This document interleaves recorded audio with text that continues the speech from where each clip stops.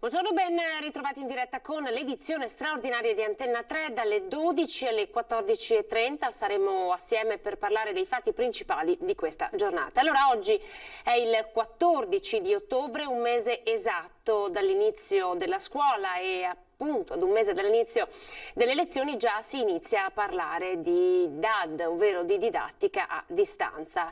Questa mattina c'è l'incontro con il ministro De Micheli delle Infrastrutture, con le regioni per il tema del trasporto pubblico, perché visto l'aumento dei contagi il ministro Azzolina, ministro dell'istruzione, ha detto: noi non vogliamo togliere gli studenti dalle aule, quindi non vogliamo attivare la didattica a distanza perché il contagio da coronavirus non avviene all'interno delle aule. Dove sono, quali sono i luoghi più attenzionati? Sicuramente gli autobus che i ragazzi utilizzano per andare a scuola. Quindi oggi c'è l'incontro per parlare di trasporto pubblico locale. Molte regioni, compreso il Veneto, con il presidente Zaia, avrebbe chiesto espressamente al governo di attivare una sorta di didattica a distanza scaglionata, quindi non tutti i giorni ma a classi alternate, in modo da poter sgravare i mezzi pubblici di una consistente fetta di alunni, per non dover andare a pesare sulle casse degli enti e appunto degli enti responsabili di gestire il trasporto pubblico locale con una riduzione di capienza. Sapete che oggi nel trasporto pubblico si può viaggiare all'80% di capienza. Il governo è al lavoro per immaginare una riduzione al 50% e parleremo di questo anche con il presidente di MOM, che sarà collegato con noi via Skype tra circa un quarto d'ora. Invece stiamo attendendo il comandante della Polizia Locale di Treviso, Andrea Gallo. Con lui parleremo di controlli sul territorio, perché un'altra delle norme che sta facendo discutere nel nuovo DPCM è quella legata alle limitazioni e alle raccomandazioni per quanto riguarda le feste in casa, quindi le limitazioni a cui saranno soggetti bar e ristoranti, ma anche i semplici cittadini per quanto riguarda le feste in casa. Vi facciamo vedere l'approfondimento che abbiamo raccolto tra i trevigiani e poi ne parleremo insieme al comandante della Polizia Locale di Treviso. È una raccomandazione, ma credo che andare a limitare la vita privata delle persone nella propria casa sia un po' esagerato. Il numero è abbastanza relativo, perché da 6 fino a 6 non ci contagiamo, oltre i 6 ci contagiamo, non ha senso il numero che hanno messo di persone presenti in una casa. La metratura sì, ma poi il termoscanner all'entrata di casa no. È un po' troppo esagerato. Rischia di penalizzare eccessivamente i rapporti interpersonali. L'idea di mettersi la mascherina in casa, lei come la vede? Allora diventa impossibile, cioè impraticabile. Penso che adesso attualmente sia ragionevole, diciamo. Purtroppo dobbiamo condividere e conviverci e questo è un nuova legge. Penso a come faranno a controllare, cioè resta in casa, chi garantisce che sono 6 e non 8 piuttosto che 10? Cioè, mi fa un po' ridere sta cosa. Io penso che o si fa tutto o non si fa niente, cioè non ha senso mettere un numero massimo di persone, 6, 10, 15, a questo punto non si fa niente, basta. Ma se lei invitasse a cena delle persone, se la metterebbero la mascherina, lei e le persone che mi... Non credo che nessuno all'interno del muro domestico vada a mettersi la mascherina. Diventa impossibile, cioè impraticabile. Secondo me no, perché la gente è stufa.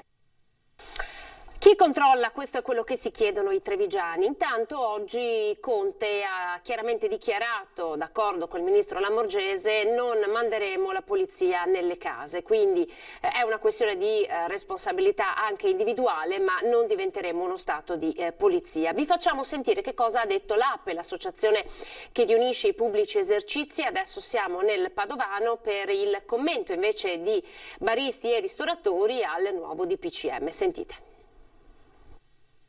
Noi abbiamo fatto un calcolo approssimativo, per carità, però stimiamo in circa 100.000 euro al giorno in media la perdita che in provincia di Padova gli esercizi potrebbero subire da queste disposizioni. 100.000 euro di perdita al giorno, 3 milioni di euro al mese. Questa è la prospettiva che l'associazione di categoria degli esercenti ha tracciato con l'attuazione del nuovo DPCM firmato nella notte dal governo. Un provvedimento che baristi e ristoratori definiscono molto penalizzante e poco chiaro nella sua applicazione.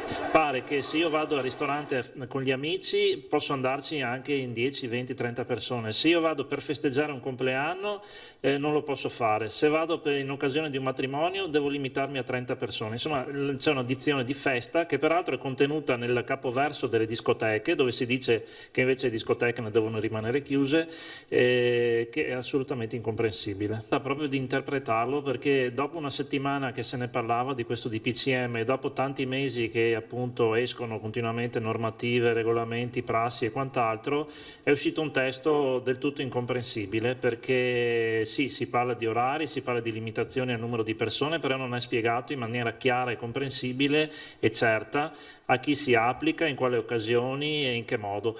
Anche sugli orari è confusione. Se c'è il servizio al tavolo si può restare aperti fino alle 24, altrimenti la chiusura è prevista alle 21. La vendita di alcolici è limitata alle 21, ma non la vendita per asporto, creando dei paradossi. Per cui si arriva all'assurdo per cui non posso prendere il gelato e mangiarlo davanti alla gelateria, devo prenderlo e via, passi lunghi e ben distesi, scappare via dalla gelateria perché sennò rischio la multa. La birra, ad esempio, la posso continuare a prendere e andarmela a bere, ad esempio, nei parchi pubblici. Cioè siamo veramente a un assurdo, ripeto, dopo giorni e giorni che se ne parlava di questo DPCM è stato scritto in maniera veramente incomprensibile. Allora, scritto in maniera incomprensibile. Vediamo se Andrea Gallo, comandante della Polizia Locale di Treviso, ci può aiutare a tradurre un po' quali sono i comportamenti giusti, quali sono invece quelli sbagliati e quali invece quelli che saranno necessariamente sanzionati. Buongiorno, grazie per essere in nostra compagnia. Buongiorno e grazie dell'invito. Allora, senta, c'è tanta confusione, questo è un po' quello che ci stanno raccontando i cittadini, ma anche insomma i titolari di esercizi. Raccomandazioni piuttosto che divieti, feste piuttosto che incontri casuali, anche la politica si sta un po' scatenando su questo. Allora, sostanzialmente, quando verrà comminata la sanzione, in quali situazioni con il nuovo DPCM? Cioè a che cosa dobbiamo realmente stare attenti? Allora, non è facile neppure per noi come organi di vigilanza interpretare questa norma che è uscita solo da qualche giorno, cioè esattamente ieri, è in vigore da oggi. Allora, le prescrizioni sostanzialmente sono queste: fino alle 21 si può consumare tranquillamente in piedi, anche davanti ai bar, nelle aree di somministrazione, quindi non ci sono particolari prescrizioni fino alle 21. Dopo le 21 bar e ristoranti possono servire solo ai tavoli, quindi solo alle persone che sono sedute, e alle 24 tutti i bar e ristoranti devono chiudere la somministrazione ai tavoli. Queste sono le regole basi a cui dobbiamo attenerci, per cui una persona può prendere tranquillamente alimenti da asporto dopo le 21, ma deve allontanarsi definitivamente dal locale, quindi può essere una birra, una bibita, un gelato, qualsiasi altro alimento, sia solido che liquido, però si deve allontanare dal pubblico esercizio, dalla pizzeria al taglio, altrimenti incorre in una sanzione da 400 euro, e se c'è anche la corresponsabilità del locale, il locale rischia anche la chiusura fino a 5 giorni in primis e poi un'eventuale ulteriore chiusura fino a 30 giorni. Allora, comandante, è corretto dire che se io prendo una birra in pescheria, poi mi allontano, si rischiano di creare degli assembramenti nella zona proprio antistante? I vari locali che ci sono non sono davanti al locale, ma sono magari ad una centinaio di metri. È possibile che si creino degli assembramenti quindi in altri posti, magari lontani dai locali, ma di fatto di assembramenti si tratta?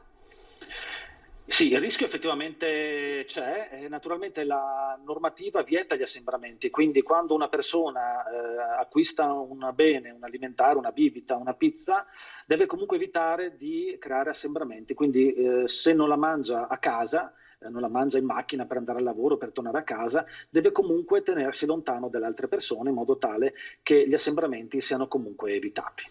Quindi vale un po' anche in questo caso la regola del buonsenso, no? Voi che state continuando a seguire la situazione su Treviso, insomma, so che avete rinforzato molto i servizi di vigilanza, soprattutto nel centro storico, che situazione ci potete raccontare e quali sono i consigli che lei si sente di dare alla luce di questo nuovo DPCM ai trevigiani? Guardi, la fortuna comunque a Treviso è che le regole sono sempre state sostanzialmente rispettate, per cui stavo facendo mente locale proprio poco fa e durante il lockdown solo un locale è stato chiuso per la violazione di alcuni divieti. Il consiglio è quello in ogni caso di informarsi telefonando alla centrale operativa, informarsi presso gli organi di informazione.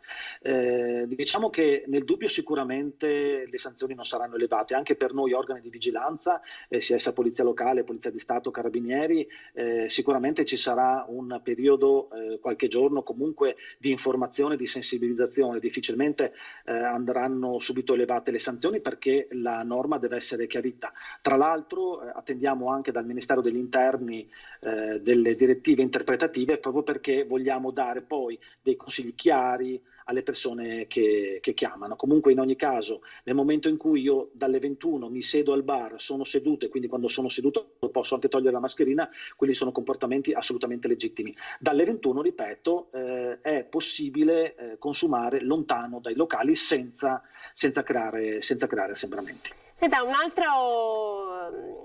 altro tema che sta mettendo particolarmente in confusione i cittadini è quello legato alle feste, no? Allora non si può essere più di tot persone ad una festa, ma se io mi voglio trovare con degli amici non la chiamo festa, allora possiamo essere in di più. Diamo qualche chiarimento e se c'è qualcosa che ha messo un po' in confusione anche voi, cioè a livello di difficoltà interpretativa. Sì, in questi giorni, anzi in queste ore, ci stiamo tenendo anche in contatto con le associazioni di categoria perché c'è un dubbio interpretativo rispetto alle feste legate a cerimonie, siano esse battesimi, matrimoni, dove c'è una limitazione di 30 persone che possono partecipare e quella norma che prevede comunque la possibilità di fare pranzi e cene presso ristoranti, pubblici esercizi, con l'obbligo di stare seduti e comunque di chiudere entro le 24. Quindi ci sono queste due norme che bisogna interpretare in modo uniforme e quindi stiamo attendendo proprio anche da parte della prefettura che ci siano indicazioni chiare in fase di controllo. Le feste private, come abbiamo detto, sono in generale vietate. Perché il DPCM proprio vieta le feste. Logico che se io faccio una cena con amici a casa, il DPCM ha consigliato di non essere più di 6 persone, però è un semplice consiglio e naturalmente qui sta al buon senso della persona e delle persone valutare come agire. Sicuramente gli organi di polizia non andranno presso le abitazioni private per controllare. Ecco, quello che ha detto un po' Conte anche oggi, non manderemo la polizia nelle case, quindi insomma da questo punto di vista possiamo stare tranquilli. Voi continuerete ad essere sul territorio, non si suoneranno i campanelli. Sì, quello che abbiamo verificato durante il lockdown è che spesso alcuni cittadini chiamavano per denunciare quella situazione, quella festa privata, eccetera. Allora, noi sicuramente non potremo andare a ispezionare, quasi a perquisire le abitazioni private che hanno naturalmente una tutela di legge. Quindi sicuramente non andremo a casa delle persone. L'invito è naturalmente, se si fa una cena con amici, di adottare tutte le precauzioni possibili perché al di là della legge ci sono delle precauzioni che in qualche modo tutelano la salute di se stessi e degli altri. Voi ci avete confermato che di fatto l'utilizzo della mascherina in qualche modo ormai è stato interiorizzato, sta diventando una buona norma, un buon comportamento, no? Da parte dei trevigiani, ce lo conferma? Sì, devo dire che il bilancio che abbiamo fatto in questi ultimi giorni è assolutamente positivo, soprattutto da parte dei ragazzi, che era un po' la categoria di fascia d'età che ci preoccupava dai 14 fino ai 20 anni. I servizi che abbiamo effettuato in questi giorni davanti alle scuole ci hanno potuto dimostrare che effettivamente i ragazzi si stanno comportando in modo ligio, quindi tutti indossano la mascherina e pertanto questa timore, questa paura che avevamo all'inizio della scorsa settimana in qualche modo è stato fugato. In generale, girando per Treviso, devo dire che tutti assolutamente indossano la mascherina, quindi è un comportamento che è entrato un po' nell'ordine delle idee di tutti i trevigiani. Ecco, chiariamo anche questo punto. Lei ha parlato di atteggiamento fuori da scuola, sappiamo che all'interno delle scuole le norme sono in vigore e sono gli insegnanti insomma a dover controllare i ragazzi. Quando poi i ragazzi salgono sugli autobus, perché adesso il grande tema è proprio quello degli assembramenti negli autobus. Voi avete competenza anche per salire sugli autobus a controllare? Certamente, in quanto è una delle prerogative della polizia locale, come d'altra parte degli altri organi di polizia, verificare questo tipo di comportamenti. Le dico una notizia in anteprima, perché abbiamo fatto un servizio proprio questa mattina assieme ai controllori della MOM, abbiamo impegnato circa una decina di agenti per controllare l'utilizzo della mascherina e anche per controllare la presenza di sostanze stupefacenti negli autobus. Devo dire che il bilancio per quanto riguarda l'utilizzo della mascherina e stupefacenti è positivo, perché tutti indossavano la mascherina e non abbiamo trovato tracce di stupefacenti. I controllori MOM hanno elevato alcune sanzioni ad alcuni studenti in quanto erano privi del titolo di viaggio, quindi la competenza della polizia locale si estende assolutamente anche all'interno degli autobus, come abbiamo fatto questa mattina. Ecco, perché il grande tema è appunto quello degli assembramenti, della capienza, insomma come si fa a garantire il fatto che non ci siano contagi all'interno di mezzi pubblici. È necessario che i ragazzi riescano a mantenere la famosa distanza di 1 metro. Era possibile farlo all'interno dell'autobus? Guardi, l'80% di capienza dell'autobus in ogni caso dà una buona garanzia di distanziamento sociale. Sicuramente l'utilizzo della mascherina corretto, quindi senza portare il naso al di fuori della mascherina, è un'ulteriore barriera che protegge le persone. Quindi nel momento in cui in qualche modo il distanziamento sociale non può essere garantito, perché comunque all'interno dell'autobus ci possono essere movimenti continui di salita e discesa degli studenti, il fatto di portare la mascherina sicuramente è una barriera fisica importante contro il contagio. Allora, tra pochissimo ci collegheremo proprio con il presidente di MOM, ma approfitto della sua presenza perché come Polizia Locale di Treviso avete implementato moltissimo la tecnologia a disposizione proprio per il controllo sul territorio, nell'ambito di una specifica operazione di prevenzione dei furti, quindi dalle termocamere ai droni. Noi abbiamo anche preparato delle slide, vediamo se la regia riesce a inviarle, a metterle in onda. Volevo chiederle, è stata presentata anche un'applicazione a disposizione dei trevigiani, è entrata in funzione e se sì, come funziona? Vogliamo ricordarlo un po' ai cittadini così da dare loro gli strumenti per collaborare ancora di più con il comando. Certo, allora abbiamo messo in campo moltissime azioni contro i furti, abbiamo iniziato già dal 1° di ottobre con tutte queste iniziative, perché in ogni caso la stagione dei furti, ahimè, è già iniziata soprattutto nell'interland dei comuni di Treviso, vicini a Treviso. Quest'app che stiamo ancora sperimentando, che è già scaricabile ma è in fase di ulteriore ottimizzazione, permette ai cittadini di segnalare quando una persona subisce un furto. Però ecco, vorrei fare porre l'attenzione di tutti nel segnalare il fatto che l'applicazione non sostituisce naturalmente la chiamata al 112 o al 113, cioè una persona che subisce un furto non deve segnalare il furto attraverso questa app, ma deve segnalare subito il furto attraverso i numeri di emergenza, e cioè 112 e 113, che invieranno immediatamente una pattuglia. Quindi l'app serve solo di supporto e dà supporto alla polizia locale per capire le zone dove più frequentemente si sono consumati furti, per cui tutte le azioni che abbiamo messo in campo e che state mostrando servono proprio per prevenire questa piaga sociale, perché di questa si tratta.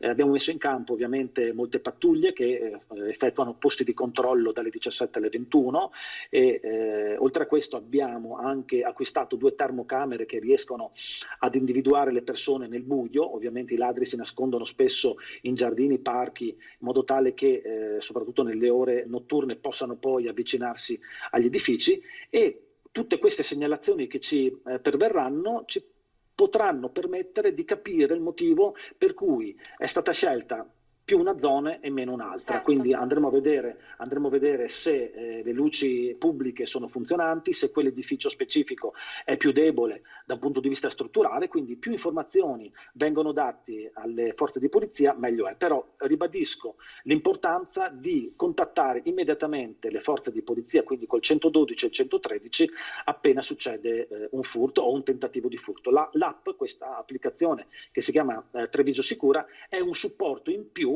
qualche informazione in più che viene data alle forze di polizia per capire, in modo tale polizia locale, per capire il motivo per cui è stata scelta una zona e un edificio anziché un altro. Quindi per darvi anche gli strumenti per una pianificazione diversa sul territorio, quindi grandi operazioni per la prevenzione dei furti nelle abitazioni, e poi continua parallelamente il controllo, diciamo, per far rispettare i nuovi DPCM, il controllo sul territorio. Lei ci ha ribadito: non andremo nelle case a controllare le persone, in questo caso vale la famosa raccomandazione, e quindi insomma una sorta di senso civico a cui tutti quanti siamo chiamati, in particolar modo in questo momento. Comandante, grazie per essere stato in nostra compagnia, grazie e buon lavoro a lei e alla sua squadra. Grazie a voi per l'invito, alla prossima, grazie ancora. Arrivederci. Comandante Andrea Gallo della Polizia locale di Treviso. Intanto vi presento il nostro prossimo ospite, Giacomo Colladonna, presidente di MOM, e con lui parliamo appunto di trasporto pubblico. Buongiorno e grazie per essere grazie a voi per l'invito con noi. Allora, io so che lei ieri era anche a Ring, le faccio vedere in anteprima e chiedo alla regia di riprendere questa pagina del Corriere della Sera che abbiamo appena aperto, con la notizia in aggiornamento che dà il virologo, professore di microbiologia dell'Università di Padova, ormai famosissimo, Andrea Crisanti, che dice: lockdown a Natale è nell'ordine delle cose. Nel mondo 38 milioni di casi. In Veneto sono circa 6.000, non in Veneto, scusatemi, in Italia sono circa 6.000, in Veneto adesso vi facciamo vedere il report che è appena arrivato dall'azienda Zero, tempo ovviamente di aprirlo per renderlo fruibile a tutti. Eccolo qua, il dato di questa mattina ci racconta 657 persone positive in più nelle ultime 24 ore. Questi sono i dati provincia per provincia, poi li leggeremo assieme, ma intanto vorrei subito commentare questa notizia con Giacomo Colladonna, perché Presidente, oggi su tutti i giornali non si parla d'altro, ovvero del possibile scontro tra Stato e Regioni sulla gestione dei trasporti, perché il contagio, dicono, non avviene nelle classi ma avviene anche negli autobus. Voi avete fatto un grandissimo sforzo per adeguarvi alle nuove norme con la capienza dell'80%. Intanto ci racconta quali sono un po' i numeri che avete da presentare in questi ultimi mesi con il coronavirus. Allora, io volevo far presente una cosa. Per quanto riguarda la nostra azienda, noi dal 14 di settembre abbiamo messo in campo tutto quello che potevamo mettere in campo, sia per quanto riguarda il personale e i mezzi di MOM, ma anche con utilizzo di personale esterno, quindi di autobus di società private. Quali sono i numeri? I numeri sono questi. Per quanto riguarda l'urbano abbiamo oltre 1500 km in più giorno, per l'est urbano circa 3600 km in più giorno. Questo vuol dire che a livello mensile le nostre percorrenze rispetto all'anno scorso sono aumentate di 132.000 km, che rapportati all'anno, quindi scolastico, sono oltre 1.500.000 km in più. Il costo che l'azienda sopporta ogni mese supera i 217.000 euro, e quindi a livello proprio complessivo arriviamo a circa 2,5 milioni di costo in più rispetto a quello dell'anno precedente. Per quanto riguarda poi gli interventi che noi abbiamo fatto sugli autobus, sono quelli ovviamente di sanificazione che viene fatta su ogni mezzo ogni giorno, ma in più abbiamo introdotto all'interno di ogni autobus, compresi anche i scolabus, un sistema fotocatalitico che permette di sanificare in tempo reale l'autobus. Noi l'abbiamo testato ovviamente tramite laboratori specializzati, e quindi introducendo questo sistema che dà una certa garanzia sull'abbattimento di germi e di virus similari al coronavirus. Questo è uno sforzo ulteriore che abbiamo fatto, uno sforzo che si sta dando anche dei risultati importanti. Diciamo che a differenza di altre aziende, anche venete, il numero degli abbonati che noi abbiamo potuto riscontrare sono quelli dell'anno scorso, quindi la gente è tornata a utilizzare il mezzo pubblico. Senta, questi sono i vostri sforzi per mantenere una capienza dell'80%, ma adesso si sta discutendo della possibilità di scendere al 50%. Sareste in grado di sostenere un cambiamento di questo tipo?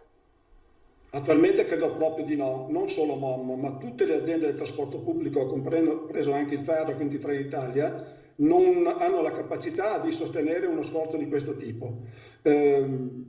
Ricordo che Treviso, molti istituti hanno anche delle entrate differenziate, quindi entrate alle 8, alle 9 e alle 10, con uscite differenziate. Questo ci permette in questo momento di sopportare un carico maggiore di utenti, e credo che questo sia in discussione anche col Comitato Tecnico Scientifico in questo momento, piuttosto che una riduzione dell'80%. In questo proposito volevo ricordare anche che l'80% è più vicino al 100%, quindi la percezione che ha l'utente in questo momento è una percezione particolare di un autobus strapieno, ma che comunque rispetta l'80%. Dico anche che per quanto riguarda la nostra azienda, noi abbiamo oltre 40 addetti su tutto il territorio provinciale. Ricordo che MOM, oltre ad avere il servizio su tutto il territorio della provincia di Treviso, va anche a Venezia, va a Vicenza, va a Padova, va a Belluno, va a Pordenone, quindi abbiamo un bacino di utenza di oltre 1,5 milioni di persone. E abbiamo queste persone che sono dedicate proprio per un controllo sul riempimento.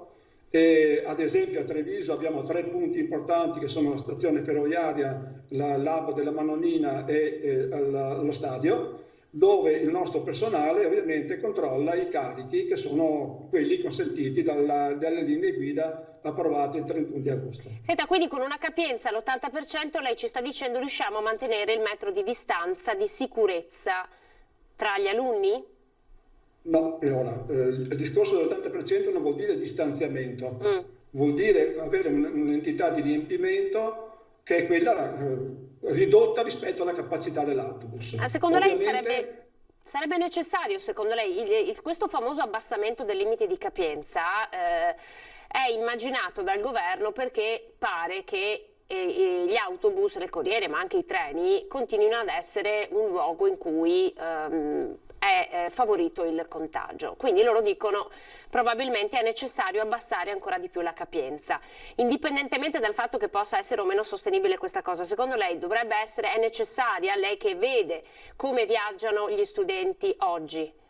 Allora, in questo momento ovviamente l'80% vuol dire un riempimento importante, però non mi pare che all'interno delle scuole di Treviso, che abbia notizia io, ci sia dei casi particolari di contagio che hanno determinato situazioni di criticità. Per cui io in questo momento, ripeto, se il riempimento fosse abbassato al 50%, sicuramente la nostra azienda, ma credo tutte le aziende del trasporto pubblico, sono impossibilitate a garantire una regolarità di servizio e portare i ragazzi a scuola come stiamo facendo in questo momento. Quindi lei sarebbe anche d'accordo con la proposta di Zaia che dice piuttosto che intervenire sul trasporto pubblico inseriamo magari a giorni alterni una didattica a distanza, così togliamo ancora più studenti, insomma, permettiamo ad alcuni studenti di seguire la scuola a casa, è d'accordo? Sono d'accordo con il governatore. Credo che anche le entrate differenziate ci consentono comunque di mantenere quei carichi che sono quelli che abbiamo attualmente, che quindi di portare i ragazzi a scuola nei tempi previsti. Senta, c'è un altro tema, quello delle gite scolastiche che ad oggi sono vietate. Anche qui cosa ne pensa? Anche questo è un problema per il trasporto? Allora, per quanto riguarda MOM non è un problema, nel senso che noi abbiamo ovviamente un'attività ridotta per quanto riguarda il gite scolastico. Sì. Sicuramente è un problema per quanto riguarda le aziende private che vivono anche di gite, di turismo e quindi hanno queste difficoltà. Per la nostra azienda è un problema relativo perché, ripeto, il servizio turistico per noi è marginale rispetto al trasporto pubblico locale. Senta Presidente, come commenta questa dichiarazione di Crisanti? Possibile lockdown a Natale? Io spero proprio di no, diversamente avremo un problema oggettivo come l'abbiamo avuto l'anno scorso. Voi sapete che le aziende di mobilità pubblica come la nostra hanno sofferto moltissimo sotto l'aspetto economico. Per dare un esempio, nei mesi di lockdown abbiamo avuto una riduzione del 95% ovviamente delle presenze a bordo degli autobus e abbiamo avuto minori ricavi pari a 5 milioni di euro. Se dovesse succedere un nuovo lockdown, sicuramente la parte finanziaria, la parte economica della mia azienda, ma anche di tutte le altre aziende di mobilità pubblica, avranno delle grossissime ripercussioni sui bilanci di ogni singola realtà.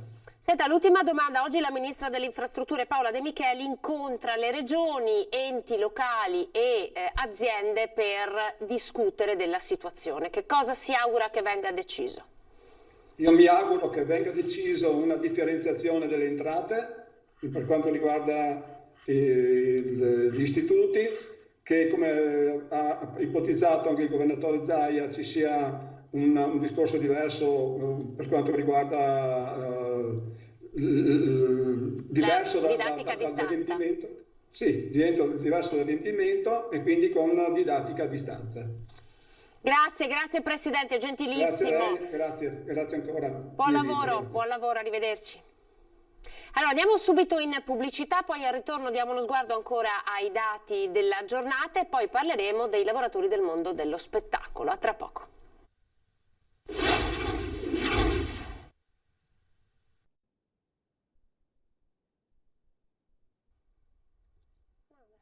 Eccoci, ben ritrovati, 12:33, abbiamo fatto entrare il prossimo ospite, Nicola Talmi. Buongiorno, grazie buongiorno. Per essere con noi, segretario regionale SLC della CGIL del Veneto.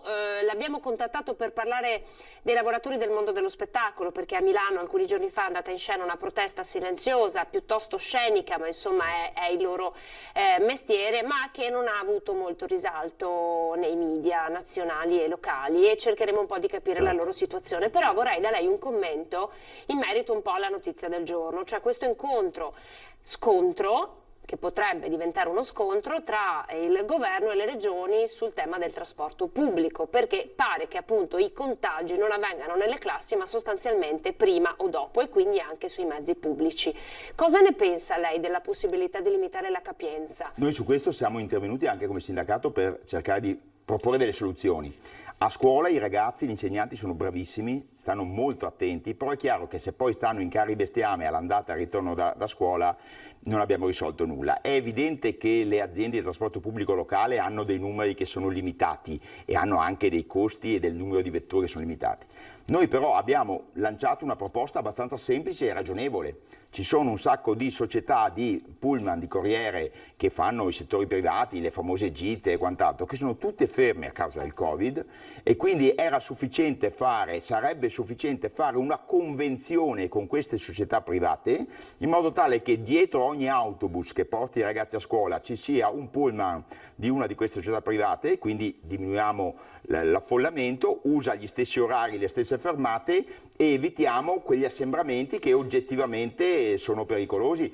I soldi ci sono, peraltro queste aziende sono aziende di trasporto che sono anche in crisi per questo motivo, quindi hanno le casse integrazioni e quant'altro. Si potrebbe investire in questo senso in modo tale che il trasporto pubblico locale continua a fare la sua parte, ma il trasporto privato va in supporto convenzionato per coprire quel buco. Sarebbe un peccato fare questo grande sacrificio sulla scuola e poi far sì che magari la diffusione avvenga sugli autobus. Allora lei dice quindi accordo pubblico-privato, così salviamo il privato che in questo momento, in assenza di gite, feste, eventi e poi non potendo insomma neanche valicare così facilmente i confini nazionali, adesso per esempio c'erano tutte le gite dei mercatini di Natale che evidentemente salteranno. Lei dice facciamo questo accordo anche perché i soldi ci sono, il governo ha stanziato i soldi con il decreto rilancio, poi con il decreto agosto. Esatto, in più molte di queste società essendo in crisi hanno in questo momento gli ammortizzatori in corso.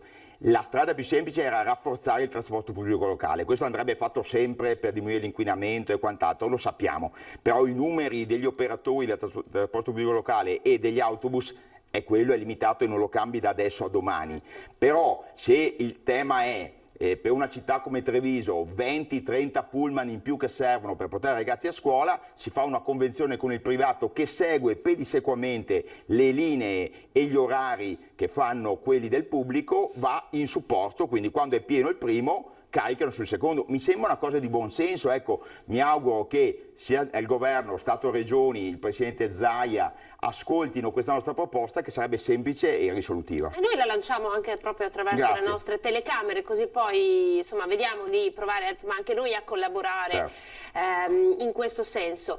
Lavoratori del mondo dello spettacolo, categoria dimenticata, i primi di PCM non li hanno minimamente tenuti in considerazione, la categoria più vessata perché l'abolizione delle feste, cerimonie, grandi spettacoli di intrattenimento, adesso è stato presentato il calendario concertistico al Teatro Mario del Monaco, solo musica da camera, insomma tantissime limitazioni, poi parliamo di discoteche, sale da ballo, di tutto. Allora, nel Trevigiano com'è la situazione reale, quali sono i casi insomma, che state seguendo e che prospettive ci sono? Sono parecchi perché purtroppo i lavoratori del mondo spettacolo, che detta così sembrano le varie eventuali, non sono varie eventuali perché stiamo parlando di centinaia di migliaia di lavoratori in questa condizione, vanno dai teatri storici, noi abbiamo Dal Monico ma anche la Fenice, l'Arena di Verona e quant'altro, fino a i ragazzi che montano palchi per i concerti, le sagre, le feste, tutto il mondo che gira intorno anche ai cinema, ai piccoli teatri e quant'altro. Stiamo parlando di numeri molto importanti.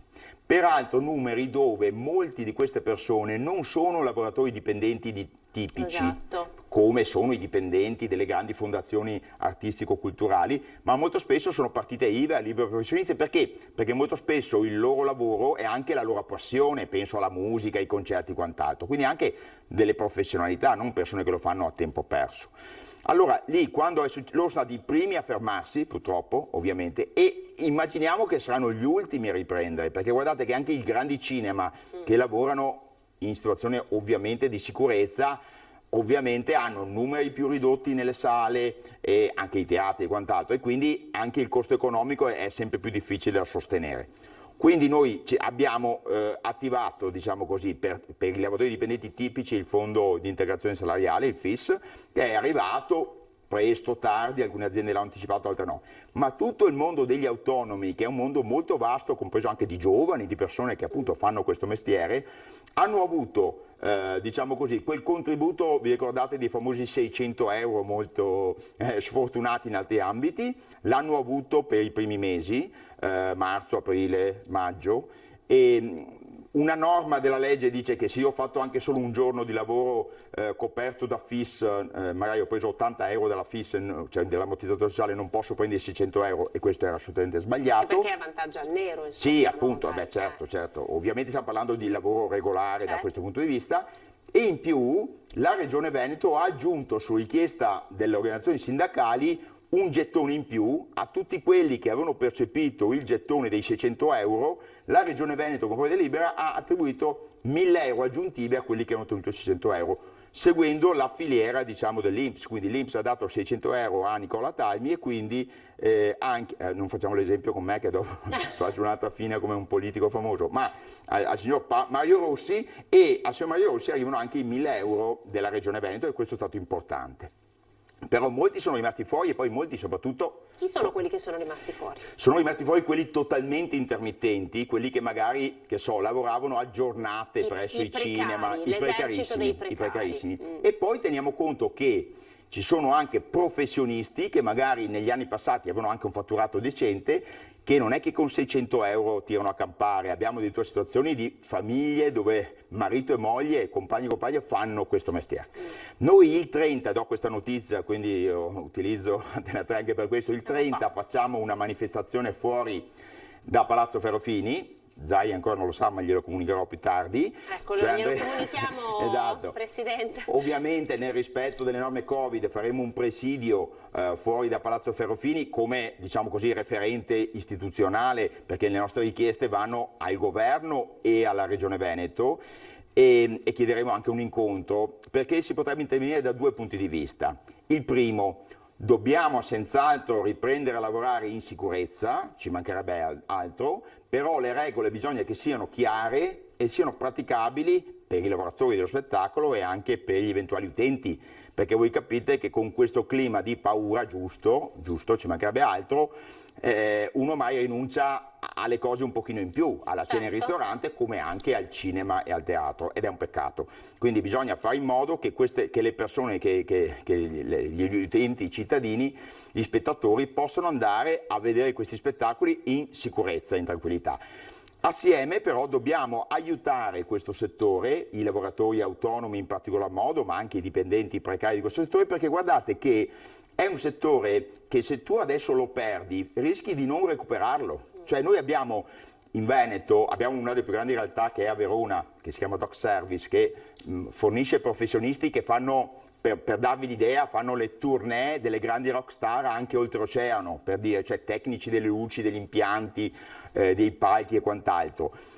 Saltare una stagione completamente, come è avvenuto, può voler dire che queste persone cambiano mestiere, perdi professionalità, Certo. E è un settore che non solo dà da lavorare a molta più gente di quello che pensiamo, ma è strettamente correlato col settore del turismo. Cioè perdere i nostri teatri, i nostri spettacoli, la musica dal vivo, le sale da ballo, queste realtà qui, ha delle conseguenze di secondo livello anche in tutto l'indotto del turismo, per cui noi dobbiamo senz'altro lavorare in sicurezza, senz'altro fermare quello che non è oggettivamente fattibile, come le discoteche e quant'altro, ma, dico io, dobbiamo anche fare in modo che questo mondo non muoia, perché è un mondo che può recuperare dopo. Nella trasparenza e nella correttezza, perché qualcuno ha fatto qualche battuta rispetto alle discoteche di quest'estate a Jesolo, no? Io sono d'accordo che ti obbligo a chiudere la discoteca e tu dici ho una perdita secca. Boh, siamo qui, ti aiutiamo sulla base di quello che hai dichiarato l'anno scorso, però, perché, voglio dire, qualche volta abbiamo sentito qualche imprenditore che diceva di perdere 10.000 euro ogni mese e magari scoprivi che nella dichiarazione redditi dell'anno precedente quei 10.000 euro li aveva dichiarati in tutto l'anno. Per cui, giocando in modo pulito, in modo tale che, siccome sono soldi pubblici, vengano destinati in modo corretto, si può fare in modo che il settore rimanga in piedi, si trasformi per convivere con il virus come dobbiamo fare tutti quanti noi, però per non perdere le professionalità, perché è un mondo molto importante. Ma pensate, nel nostro territorio esistono anche un sacco, qui a Treviso esiste il Teatro del Pane e molti altri piccoli teatri anche amatoriali che hanno messo in piedi un'attività economica a un certo punto, che ha dato anche qualche stipendio. Come anche attività loro correlate, no? Certo. Il ristorantino che è aperto accanto, quindi certo. l'indotto poi sul territorio. È molto, molto importante. Ed è un mondo che, se lo perdi, appunto, rischi di non recuperarlo più. Anche delle professionalità specifiche, tecniche, sul tema ad esempio della sicurezza negli spettacoli pubblici. E poi il grande patrimonio, pensate che il Veneto è una regione che ha questi grandi risultati dal punto di vista turistico, anche perché siamo una regione che ha la Fenice, ha l'Arena di Verona, ha il Teatro a Vicenza, a Treviso. Abbiamo una realtà molto importante che attira turisti e che non possiamo abbandonare. Ci sono dei dipendenti che in qualche modo sono garantiti in quanto dipendenti di grossi enti di questo tipo, tra l'altro con qualche sacrificio, ma c'è tutto un indotto di professionisti dello spettacolo e della produzione culturale che dobbiamo assolutamente salvaguardare. C'è qualche situazione particolarmente tosta che state seguendo? Beh, soprattutto, diciamo, le realtà piccole. Cioè realtà che rischiano davvero di non... Facciamo un esempio per i trevigiani che conoscono la realtà trevigiana, magari, ma poi ce ne sono senz'altro in ogni provincia. Noi abbiamo sempre avuto una realtà importante del Teatro degli Alcuni, che non solo faceva il teatro per i ragazzi, questa cosa, ma aveva anche tutta una serie di attività nel territorio, nei piccoli centri, che vivacizzano le estati, eccetera, eccetera. Loro stanno stringendo i denti per rimanere in piedi, hanno dovuto già fare dei sacrifici e perdere anche dei collaboratori, dei dipendenti. Sono realtà che, se non vengono sostenute, rischi di perdere per sempre. Sentito quello che ha detto Zaia ieri, ha detto: se si chiedono dei sacrifici alle persone in nome di salvarne tante altre, è necessario però che questi sacrifici vengano ripagati. E quindi sicuramente era riferito a titolari di bar e ristoranti, ma anche a lavoratori di questo tipo. Sì, perché noi dobbiamo pensare che c'è un settore economico produttivo che va dallo spettacolo alla produzione culturale, ma anche appunto i pubblici esercizi, bar, ristoranti e quant'altro, che sono quelli che hanno pagato evidentemente di più. Se adesso ragioniamo molto di smart working, guardate che lo smart working, quando è vero smart working, comporta che ad esempio in alcune realtà di grossi centri direzionali, magari più nelle grandi città come Padova e Verona più che Treviso, hai decine, se non fosse centinaia di bar e ristoranti che di conseguenza chiudono se gli uffici non sono più abitati da persone che ci lavorano. E quindi è un cambiamento che è necessario fare, bisogna tutti fare questo sforzo per uscirne in sicurezza, però è anche giusto che gli imprenditori sani e seri che hanno fatto tanti sacrifici, perché io ne conosco molti che piuttosto venderebbero la casa piuttosto che licenziare un dipendente, e anche tanti dipendenti che in questi anni hanno fatto tanti sacrifici per rimanere in un settore di lavoro di questo tipo, se li perdi per sempre. Quindi noi dobbiamo avere una rete che permetta che quel che è possibile fare si continua a fare, cioè al cinema si può tranquillamente andare in sicurezza, che probabilmente è perfino più sicuro di certi supermercati, voglio dire, e quindi lì si può continuare a fare. È chiaro che invece tutte le stagioni di concerti, locali dal vivo, anche qui che stanno chiudendo in provincia di Treviso, uno anche qui da queste parti, è evidente che quelli, se tu gli fai mancare una stagione intera, rischia di chiudere. Stiamo parlando del famoso locale qui, insomma, New sulla Age, strada del mare, il famoso New Age, sì.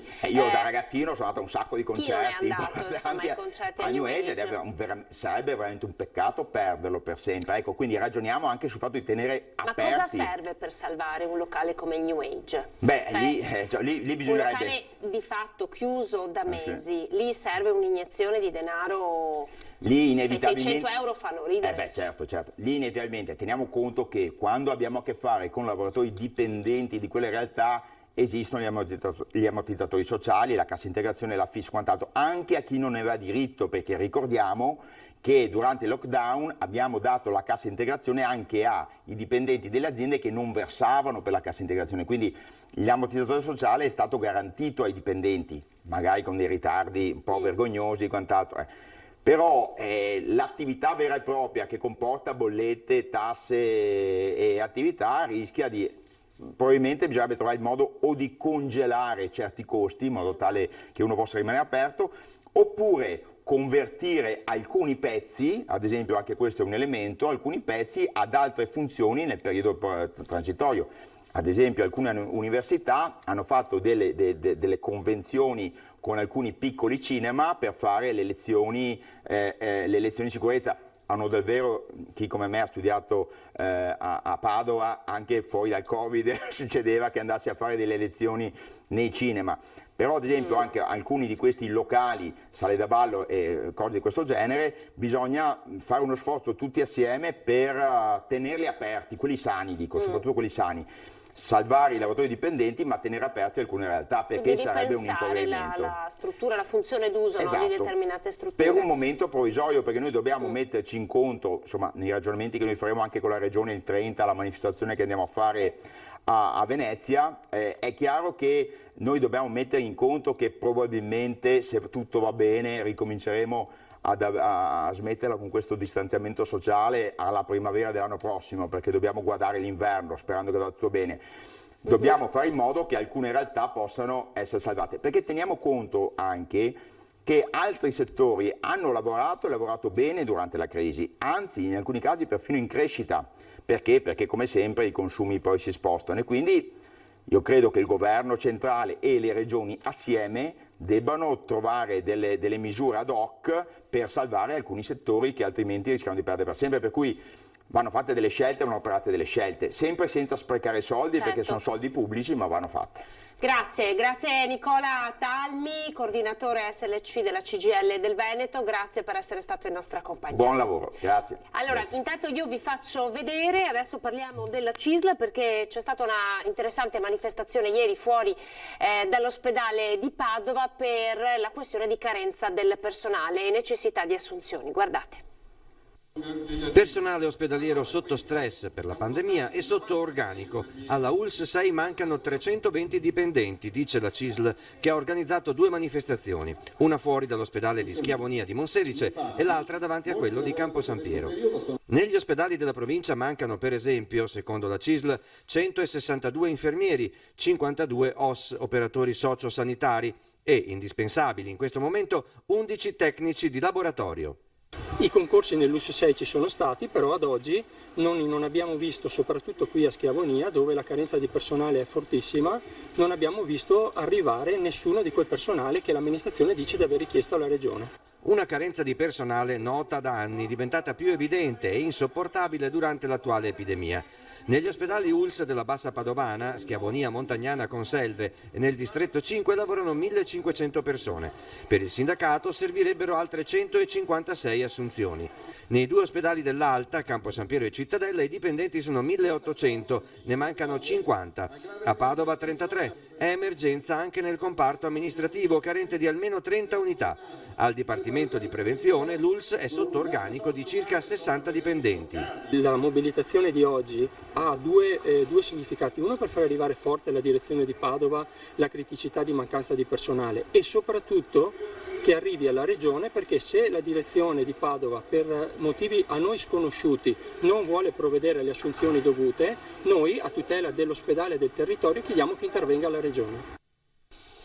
Eccoci qua, allora in questo caso stavamo parlando di sanità, abbiamo parlato di trasporto pubblico, adesso parliamo di aeroporto di Treviso. Anche qui l'aeroporto è chiuso, lo sapete ormai da molti mesi, da quando è scoppiata la pandemia, un servizio insostenibile, Marchi l'aveva detto, è insostenibile per noi, non abbiamo passeggeri, mantenere lo scalo trevigiano. Allora io vi presento il nostro prossimo ospite, vice sindaco di Quinto, Mauro D'Alzilio, grazie per essere stato in nostra compagnia. Grazie a voi. Allora, quando ci siamo sentiti al telefono lei mi ha detto in campagna elettorale tutti volevano l'aeroporto, adesso l'aeroporto non c'è, tanti lavoratori non stanno lavorando, Quinto sta respirando di più, insomma, perché abbiamo sentito anche i cittadini.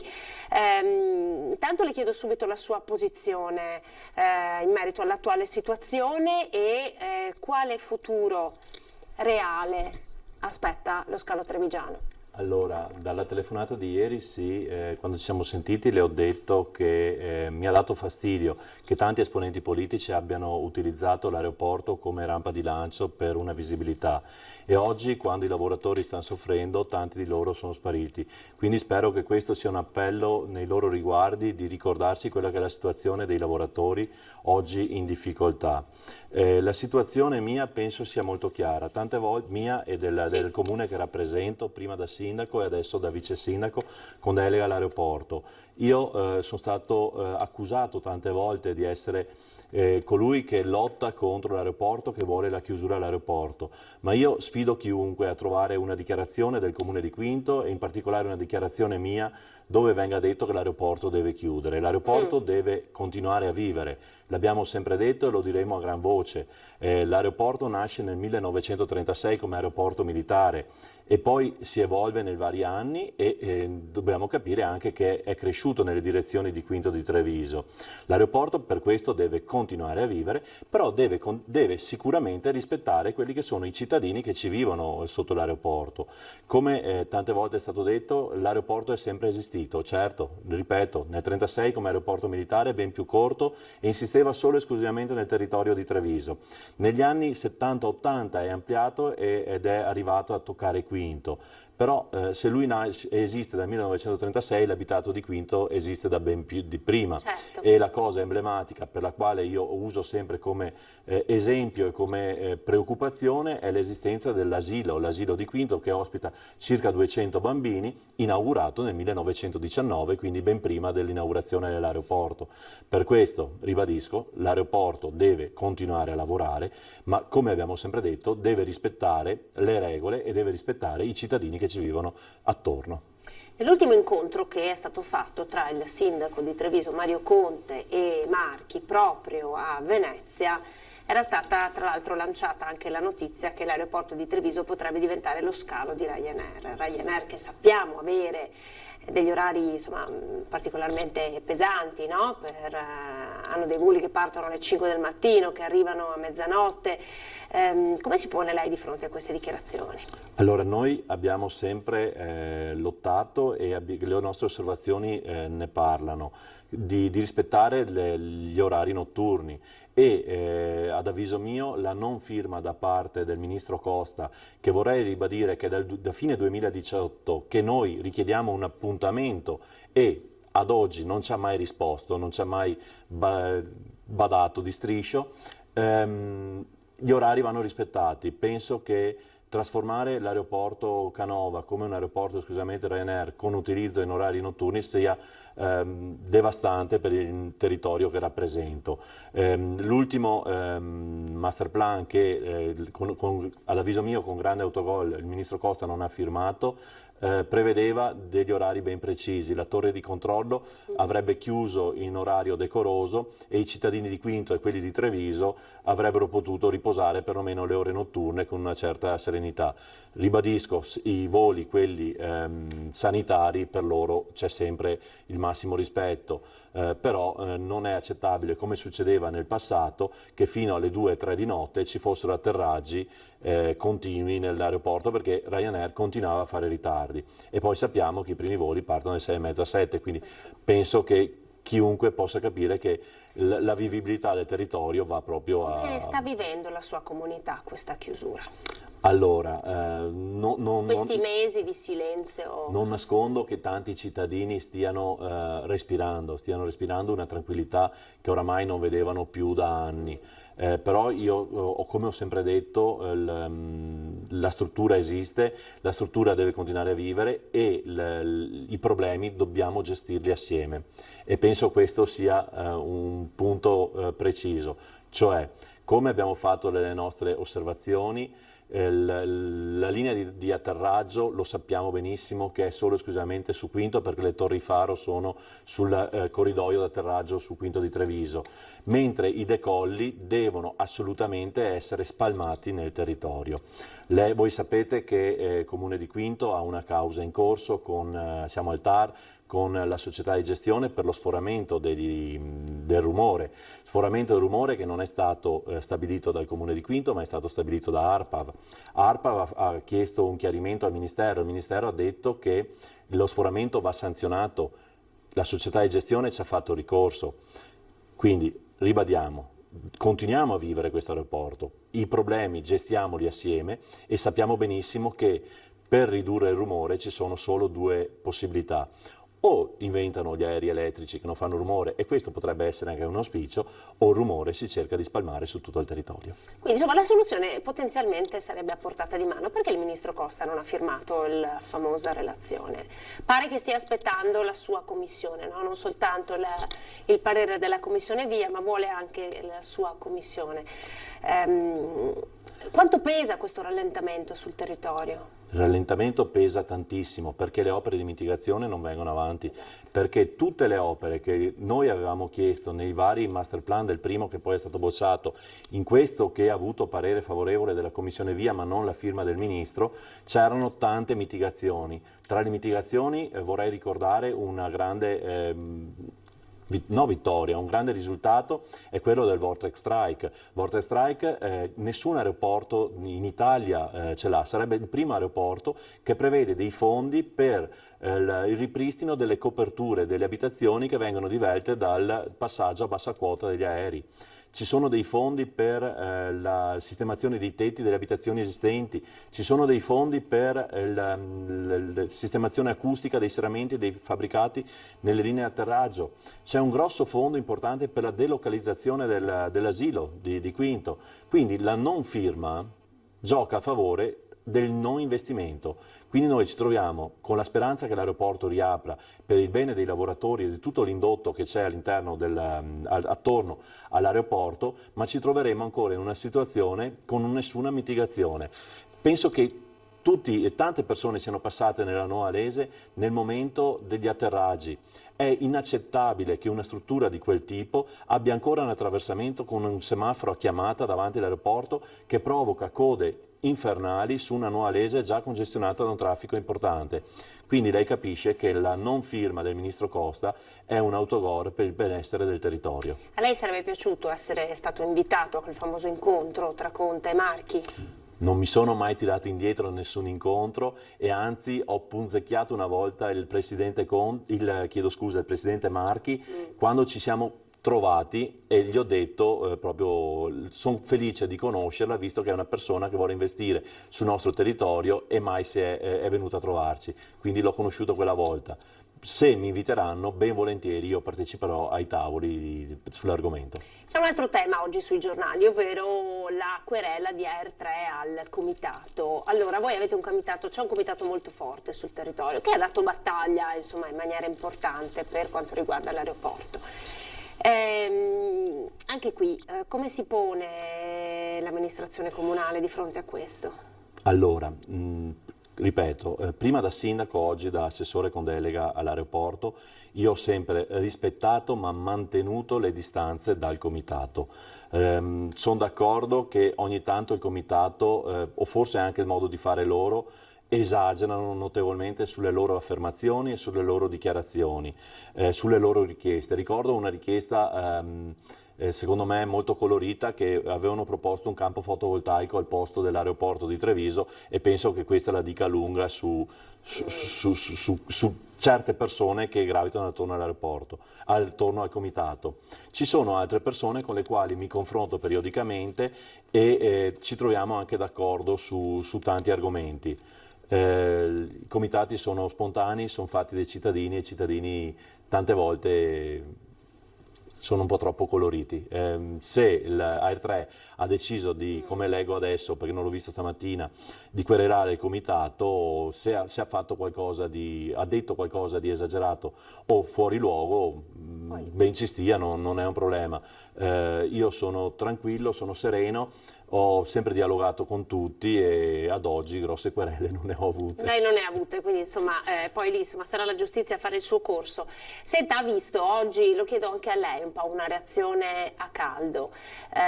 Crisanti oggi ha detto possibile lockdown, nuovo lockdown a Natale. Che cosa significherebbe questo per il territorio? La rovina. Un ulteriore lockdown sarebbe la rovina completa per un territorio già in difficoltà, un territorio che sta rialzando il capo dopo il precedente lockdown. Già ieri con l'emissione del nuovo DPCM, dove ci sono norme restrittive per le attività di ristorazione con servizio al tavolo dopo le 21, chiusura alle 22, banchetti non superiori ai 30 persone, capiamoci, ci sono delle attività che cercavano di riprendere e già questo mette in grosse difficoltà. Un ulteriore lockdown penso sarebbe drammatico per il nostro territorio, un territorio che tanto si è impegnato e tanto è stato bravo, perché ricordiamoci che i nostri cittadini, le nostre attività hanno dato, hanno lavorato e hanno cercato di portare avanti quello che erano le indicazioni. Un ulteriore lo vedrei come devastante per il territorio e mi auguro che non succeda. In ultima battuta c'è stata una protesta dei lavoratori dell'aeroporto. Lei sa dirci quanto è il calo di indotto per tutto il sistema mi sta facendo... sul territorio? Allora, io i lavoratori li ho incontrati ancora tanto tempo fa, dove abbiamo sottoscritto io e Mario Conte, il sindaco di Treviso. Io ero sindaco, stavo dicendo collega, ma scusatemi. Mario Conte avevamo sottoscritto un documento dove i lavoratori chiedevano delle azioni importanti per gestire, per lavorare. Quello che sia l'indotto in soldi, questo non gli so rispondere. Sicuramente non dobbiamo guardare solo i dipendenti che alla mattina timbrano ed entrano nell'aeroporto, ma dobbiamo guardare anche tutto quello che c'è dietro, perché io ho parlato con i tassisti, ho parlato con i ristoratori, ho parlato con gli albergatori e tutti stanno soffrendo in maniera importante la chiusura prolungata dell'aeroporto. Speriamo che il ministro Costa ci riceva intanto, senta le questioni del territorio e possa dare fine a questa lunghissima discussione. Infinita, perché, sì. ribadisco, la firma del master plan prevederebbe anche la partenza dei termini per le mitigazioni che da tanto tempo stiamo aspettando e per ora niente è stato fatto. Grazie Mauro D'Aziglio per questo quadro decisamente più chiaro ora sul caso aeroporto di Treviso. Vice Sindaco di Quinto, grazie per essere stato Grazie in a nostra lei compagnia. e buona giornata a tutti. Allora noi andiamo in pubblicità e al ritorno parleremo con dei professionisti del famoso super bonus, il bonus al 100%.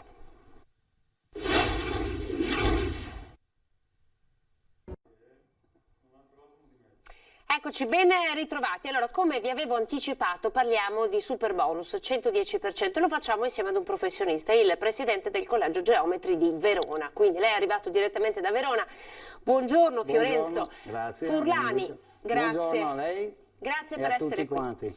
Allora, noi dobbiamo dare le istruzioni per l'uso, perché di notizie in questo periodo ne sono state date tante e dobbiamo anche spiegare attualmente che cosa sta succedendo e che cosa bisogna fare per poter beneficiare di questo bonus.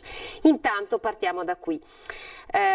Quali vantaggi dà e a quali edifici si può applicare? E poi verremo proprio al lato pratico. Allora, io devo fare una piccola premessa dicendo che dovrebbero esserci qua non un esperto ma 5-6 esperti, perché comporta l'attività di vari professionisti, vari soggetti nell'ambito del super bonus 110%. Sì. Difatti a Verona abbiamo organizzato come collegio proprio dopo domani un mega evento con 6-7 relatori per ogni materia, perciò ecco, io cercherò di essere il più concreto possibile perché la materia è abbastanza complessa. Non ci hanno avvantaggiato, insomma il governo non è stato... No, diciamo che l'idea è buona, è ottima. E poi l'applicazione, come sempre in Italia, che ti trovi gli ostacoli.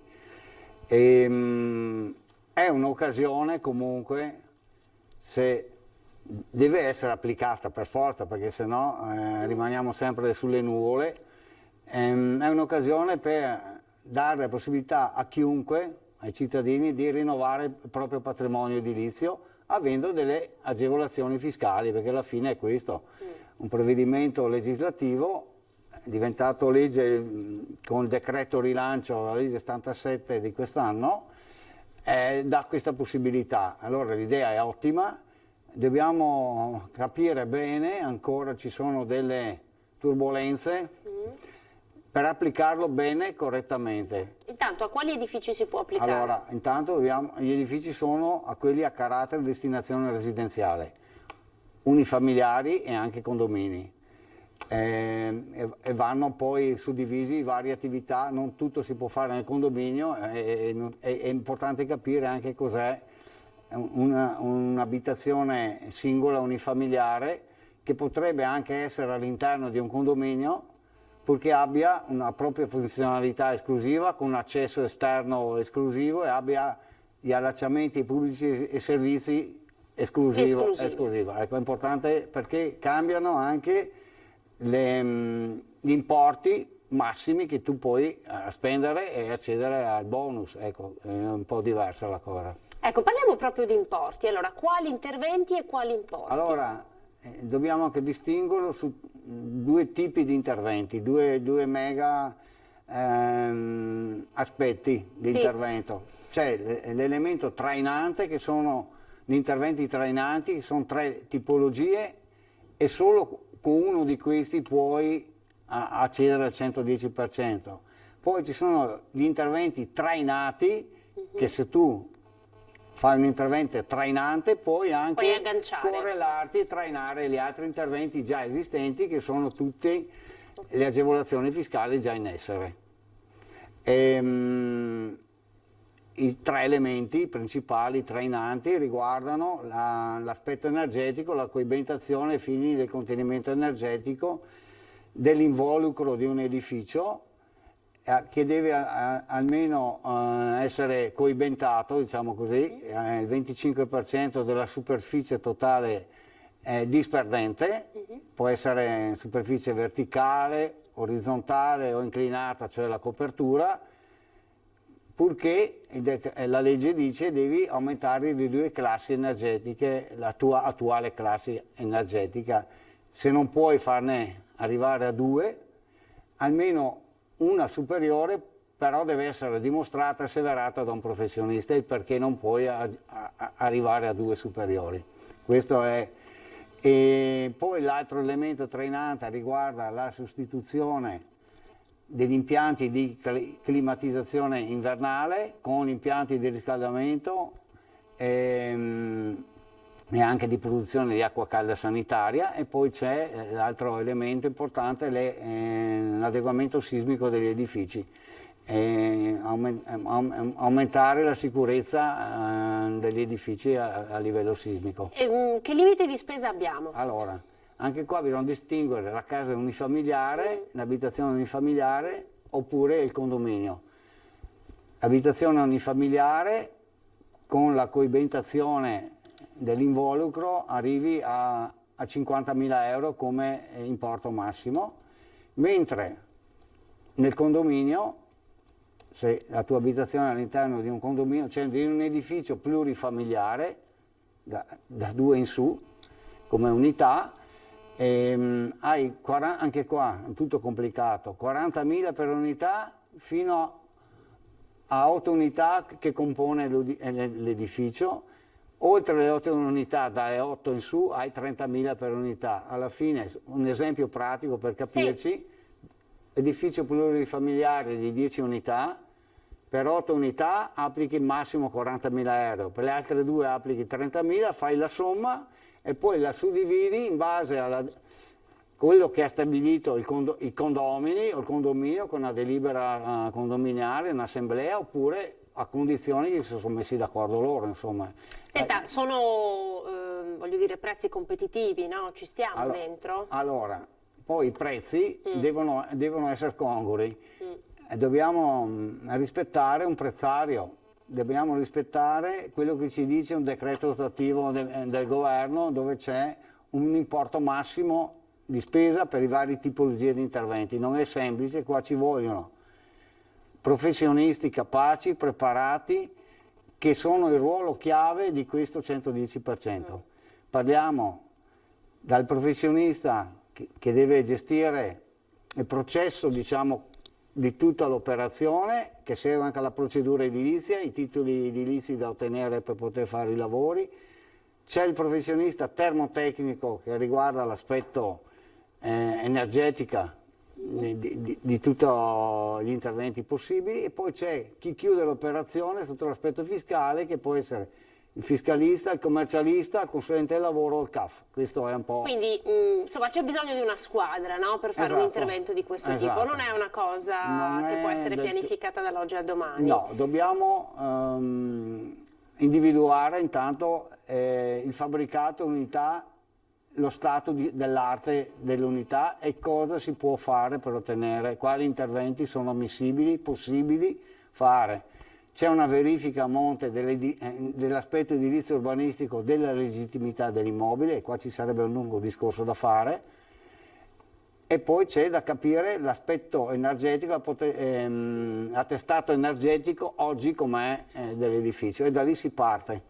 Quindi è necessario avere prima una sorta di via libera, prima di immaginare di fare un intervento di questo tipo, perché quando è stato annunciato questo intervento da parte del governo ha fatto gola a tanti, no? E tanti hanno addirittura fermato lavori che avevano in mente di fare, hanno detto fermi tutti, aspettiamo di avere questo tipo di beneficio, e quindi anche qui tutto il sistema si era stato rallentato. Se riusciamo a comprendere bene tutti, questa squadra, chiamo squadra, degli attori del 110%, è un'occasione anche per l'aspetto economico della filiera edilizia. C'è un volano per riprendere l'economia. Quindi la ratio è corretta, insomma, del governo. Sì, è corretta. Purtroppo, come sempre, è difficile applicarla, e bisogna applicarla bene ai fini di ottenere un risultato di qualità che perduri nel tempo, onde evitare poi verifiche che ci saranno di sicuro, hanno tempo 7 anni l'Agenzia delle Entrate per fare la verifica, vedere invece penalizzare tutto quello che hai fatto perché hai sbagliato o in buona fede o hai sbagliato in modo mendace, che lì è un problema. Senta, il meccanismo del credito d'imposta. Allora io decido il mio intervento, contatto il professionista, faccio tutte le verifiche, attestazione energetica e ho il via libera. Bene, si può fare, progetto l'intervento, affido ad un'impresa. Allora, qui come funziona? Allora, cioè io per spendere il meno possibile, per anticipare il meno possibile, cosa devo fare? Allora, ci sono 3 possibilità di agevolazione fiscale: quella diretta del soggetto interessato, fa la sua operazione e detrae i suoi lavori il 110% sulle proprie denunce di redditi, se ha la potenzialità di imposte elevate da poter essere agevolati e non pagare le sue imposte con il 110%. Però il cittadino comune non rientra proprio in queste, il pensionato, dico io, o l'operaio o l'impiegato, non ha redditi in cui le imposte possono essere, diciamo, coperte dal 110, anzi. Allora qua entrano in campo 2 ipotesi: il cosiddetto sconto in fattura, oppure il credito d'imposta. Sconto in fattura, tu affidi il tuo lavoro a un'impresa, che lei ti fa la fattura dopo tutte le verifiche, tutto quanto, lavori chiusi, tutte le comunicazioni che bisogna fare a fine lavori, ti fa la fattura e tu non gliela paghi. E l'importo della fattura si determina, si trasforma, con tutta una procedura che deve fare l'impresa, come suo credito d'imposta, che poi lo detrarrà con il suo F24 nei tempi e modi corretti, insomma. L'altra cosa è invece il credito d'imposta diretto, che va fatto tramite o la banca o un istituto finanziario, che ci saranno anche dei prestiti ponte, che anticipa, avrai da pagare degli interessi, ogni banca, ogni istituto avrà il suo prodotto specifico, però bisogna essere chiari che non è un intervento totalmente a costo zero con la banca o con l'istituto finanziario. Una percentuale devi pagare. Di che percentuale stiamo parlando? Allora ogni banca ha il suo prodotto, diciamo così, ti dà il 102, ti dà il 90, però tu hai anche un costo di interessi del prestito ponte. Io credo che un 10%, adesso parlo così proprio, però diciamo molto nascosto. Un 10% tendenzialmente a carico dell'utente.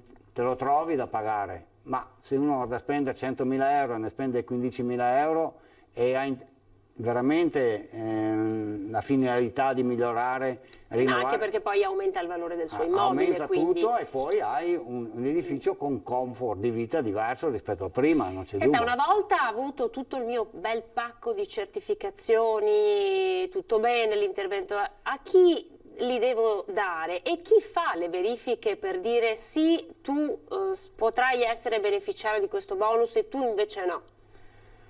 Allora, bisogna partire da un'analisi, una disamina iniziale. Una volta che il professionista ti ha detto sì, puoi arrivare a accedere a questo beneficio fiscale, gli dà l'incarico e parte un progetto, come dicevo prima, a livello dell'iter edilizio urbanistico, la parte energetica, da parte del termotecnico, e poi devi fare i lavori.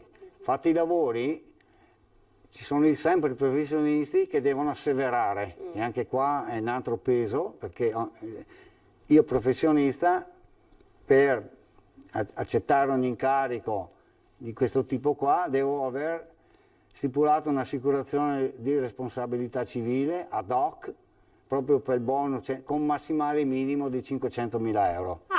Sì. Questa cosa non la sapevamo. Questa è. E qua ci sono ancora dei dubbi, speriamo nel mio evento, chiamato così mio, di Verona, che abbiamo la banca e abbiamo anche l'assicurazione che dovrebbero spiegarci un po', perché anche le banche sono pronte con i loro prodotti, ma non hanno tutto ben chiaro di come iniziare, di come procedere. Speriamo che si capisca veramente, perché anche nelle banche non è che ti diano tutto subito. Poi ecco, volevo dire, a fine dei lavori, perché ho perso un po', c'è tutta una serie di asseverazioni fatte dai professionisti, seguendo uno schema dei decreti attuativi ministeriali. Non è che possiamo fare quello che vogliamo, c'è tutto schematizzato, tutto modellistica, tutto quanto. Ti assumi una responsabilità civile e penale a tutti gli effetti, che lo Stato vuole che ti fai anche l'assicurazione. Senta, ma quindi questo impone anche che la parcella dei professionisti per lavori di questo tipo salga? Salga. Io non dico che deve salire, deve essere corretta per il prodotto, la qualità del lavoro che dai al cittadino, che cosa comporta? Un'alta preparazione e aggiornamento professionale all'inizio, che stiamo ponendo in campo anche noi, molto preparato, perché devi consigliare anche il tuo cliente quale opportunità puoi accedere, perché non tutto è uguale. Quando non vale la pena allora? Per chi non vale la pena? Quando non vale la pena? Quando non si può accedere onestamente, perché se io trovo chi mi fa il credito d'imposta, chi mi fa lo sconto in fattura e migliora la mia abitazione, vale sempre la pena, ma bisogna vedere se si può attuarlo questo, oppure accedere agli altri benefici in essere, benefici fiscali che ci sono già, tipo il bonus facciate, che io detrago, non ho un limite di spesa, detrago il 90% dell'importo, mi pago il 10%, però. E qua ci sono meno procedure complicate del 110%, è molto. Io ristrutturo la mia abitazione, non faccio interventi di contenimento energetico, non vado a cedere al 110%, ma mi detrago il 50% dell'importo in 10 anni, qua il 110 in 5 anni. Però bisogna studiare il caso singolo, a mio giudizio, per quello ci vuole uno screening iniziale da parte di un esperto. E poi noi dobbiamo essere consci come professionisti che alla fine dobbiamo asseverare e abbiamo una responsabilità civile e penale, perché ci sono da 2.000 mi sembra 15.000 euro di sanzioni in caso di false dichiarazioni, e questo non deve succedere, assolutamente, perché poi chi ne verrà penalizzato? Io ho ceduto il mio credito, è tutto a posto, mi viene la verifica dell'agenzia e mi trova che non va bene. E sono guai. Voi avete già iniziato a lavorare in questo senso? Perché allora la scadenza per gli interventi è a dicembre del prossimo anno. Perché? Perché non è chiaro tutto bene. La banca non ha chiaro tutto, oppure ha chiaro ma non ha iniziato a erogare, perché la banca ti fa uno screening, non c'è dubbio, la persona lo fa. Hanno iniziato a operare, secondo me, questi soggetti, li chiamo, che ti fanno a costo zero. Perché c'è questo soggetto, che è male importante dire una parola veloce. Ci sono delle ditte, delle società, delle imprese che ti propongono l'intervento a costo zero.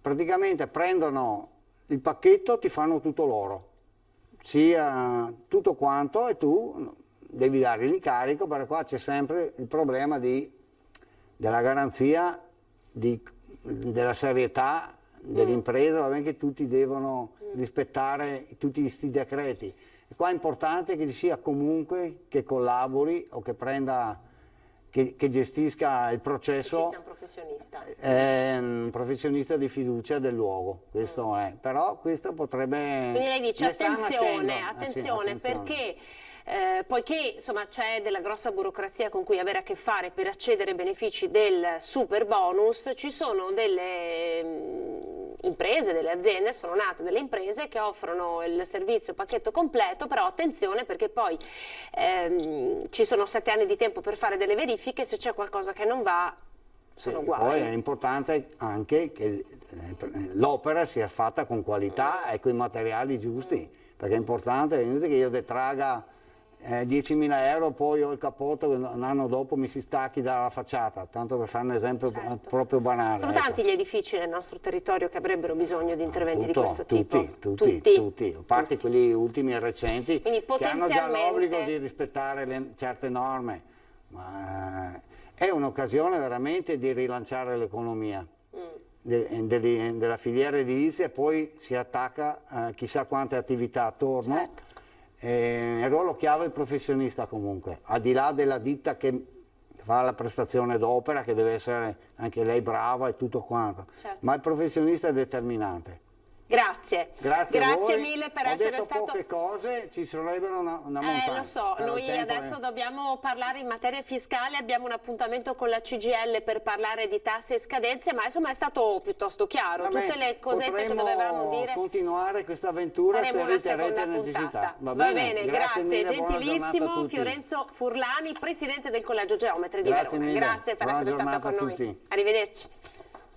Noi andiamo in pubblicità e tra pochissimo parleremo appunto di tasse e scadenze fiscali, vi diamo un po' di istruzioni per l'uso. Tra poco.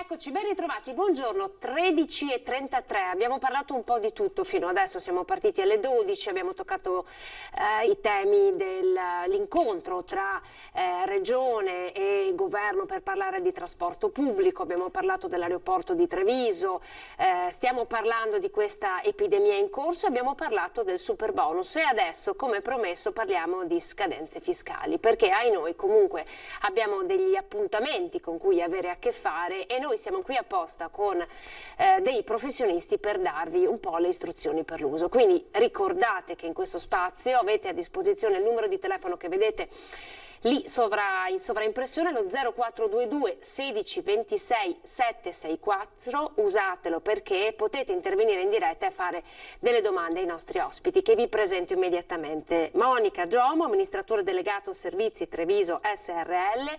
Buongiorno.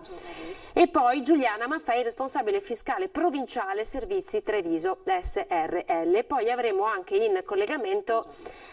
Buongiorno. E avremo anche in collegamento, eccolo lì, è già collegato, Graziano Basso, buongiorno. Buongiorno. Allora, è un appuntamento fisso ormai perché insomma, le persone hanno bisogno un po' di capire come comportarsi in questa fase in cui è stata chiusa la campagna fiscale del 7,30, ma ci sono ancora tante cose sul piatto. Monica, partiamo con lei. Intanto, a che cosa state lavorando in questo momento? Perché ovviamente...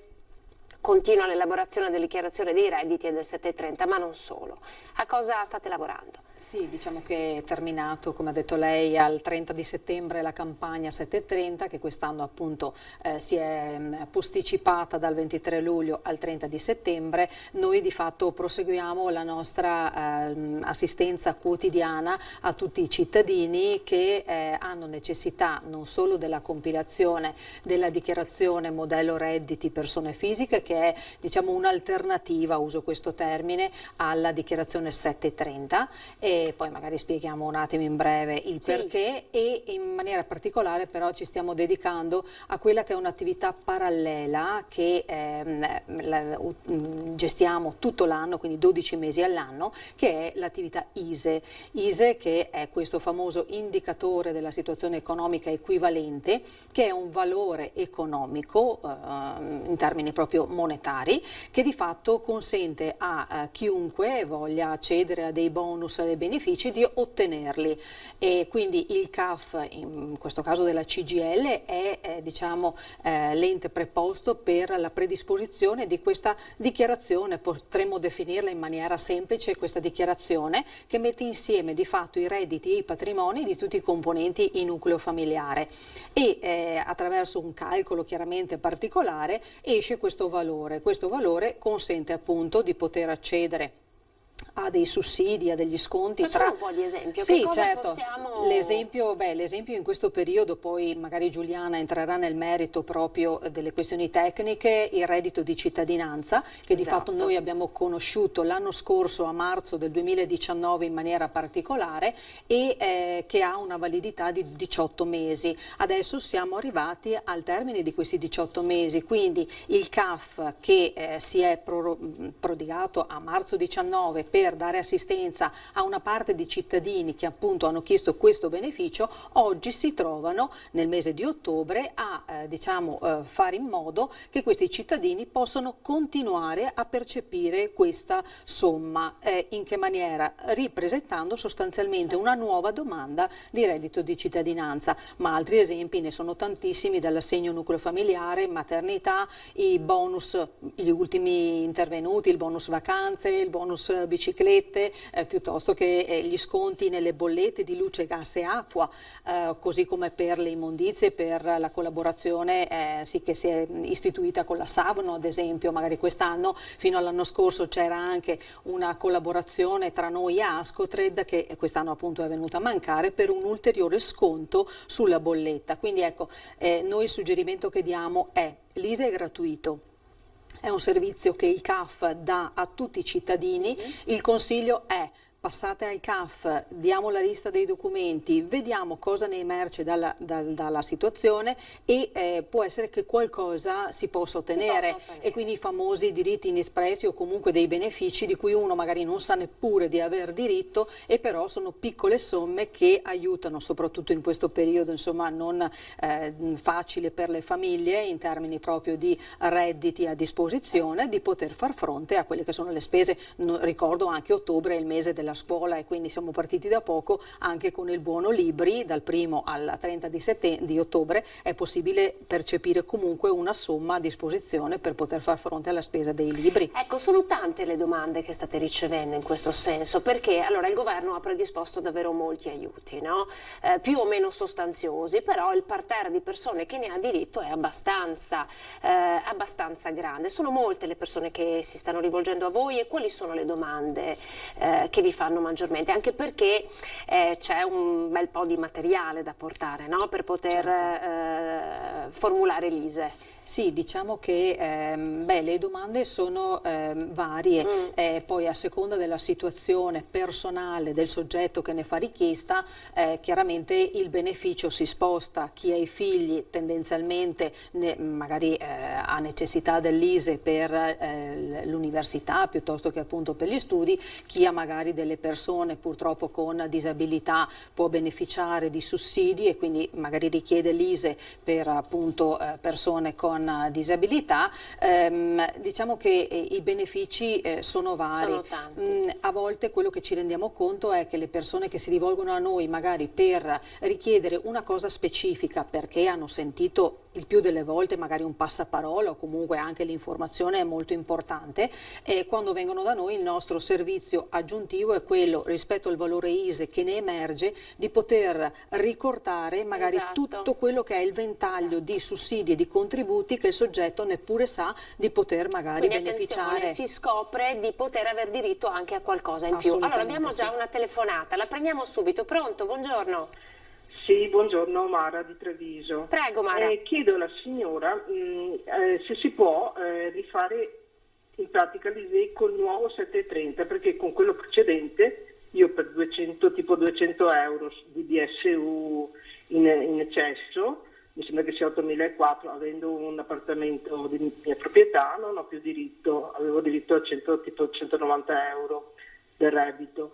Se non dimostro di aver perso un lavoro, cioè non posso fare l'ISEE per quest'anno.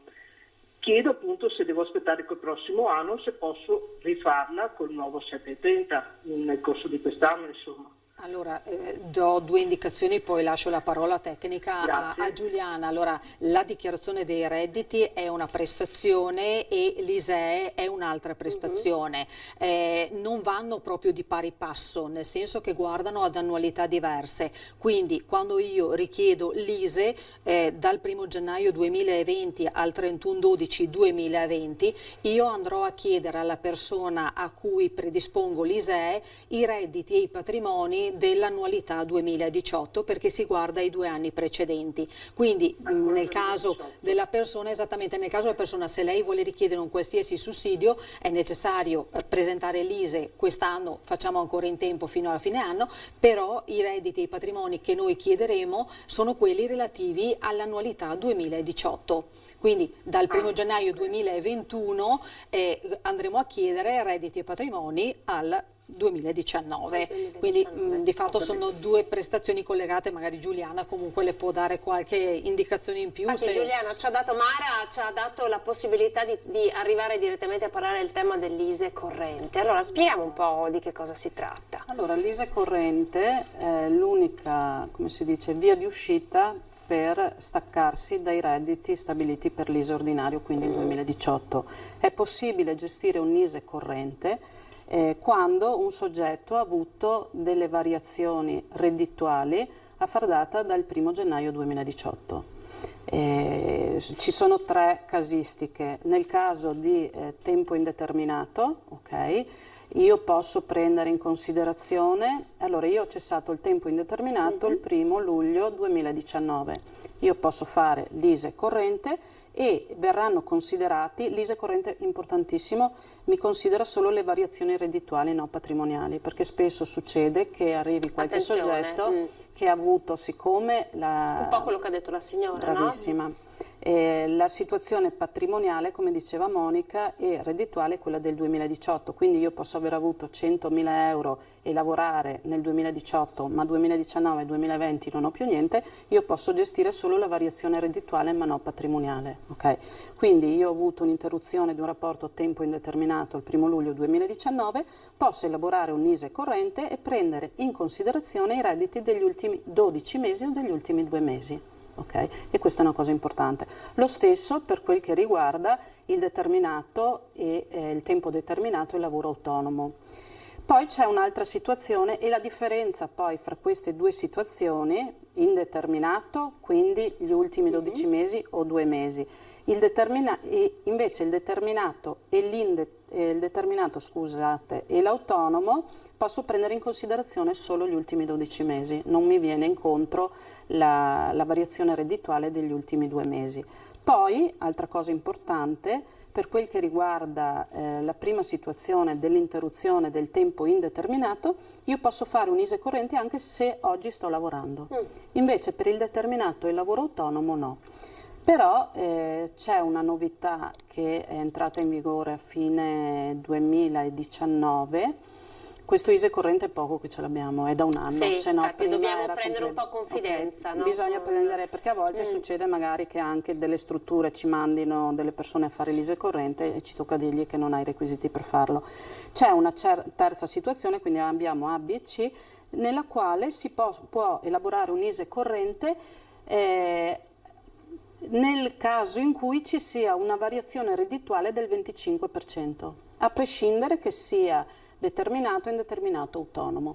Quindi ci sono tanti escamotage. Io non so, la signora che ha chiamato prima, lei dice io ho fatto un ISEE e scusate un 730 adesso il mio reddito è diverso. Certo. Potrebbe verificare se è nelle condizioni di fare un ISEE corrente. Quindi se c'è anche un cambiamento di E quindi se lei fa l'ISEE corrente e sta percependo il reddito di cittadinanza e il reddito è più basso, le può essere alzato l'importo del contributo mensile. Ecco, con il reddito di cittadinanza, allora i 18 mesi sì, sono scaduti per ripresentare la domanda. Bisogna fare una domanda ex novo, come viene integrata altrimenti la domanda? Anche qui abbiamo un bel parterre di persone che hanno potuto accedervi, quindi sì, noi ne abbiamo fatte molte, ne abbiamo fatte 4.700, nell'arco però temporale intercorso da marzo ad oggi. Allora, le persone che hanno presentato domanda a marzo, ok, gli si è interrotta la prestazione con la mensilità di settembre e quindi adesso nel mese di ottobre devono ripresentare la domanda che noi diciamo scusate, convenzionalmente che è un rinnovo, ma è una domanda nuova a tutti gli effetti. Quindi adesso i soggetti a cui è stata interrotta, anzi è terminata il reddito di cittadinanza col mese di settembre, devono prendere un appuntamento, presentarsi presso il CAF e presentare la nuova domanda. Con la nuova domanda bisognerà dichiarare anche se eventualmente in questo periodo o nel mese, il giorno stesso in cui viene presentata la domanda, sono iniziati dei nuovi rapporti di lavoro all'interno del nucleo familiare e quindi l'assegno che partirà dal mese prossimo sarà rivalutato in base a questa nuova situazione del nucleo. Anche per questo, insomma, è necessario pensare, immaginare che si tratti di fatto di una domanda. È una domanda nuova a tutti gli effetti. Graziano è ancora con noi, collegato via Skype, responsabile fiscale provinciale. Buongiorno, eccoci qua. Allora, stiamo mettendo un po' di tutto nel calderone. Sostanzialmente c'è anche una cosa importante da sapere, ovvero che è possibile, per quanto riguarda le scadenze fiscali di fine anno, presentare l'integrativo del 7,30 entro il 25 di ottobre, quindi siamo lì. Che cosa possiamo dire ai telespettatori in merito a questo? Diamo qualche indicazione.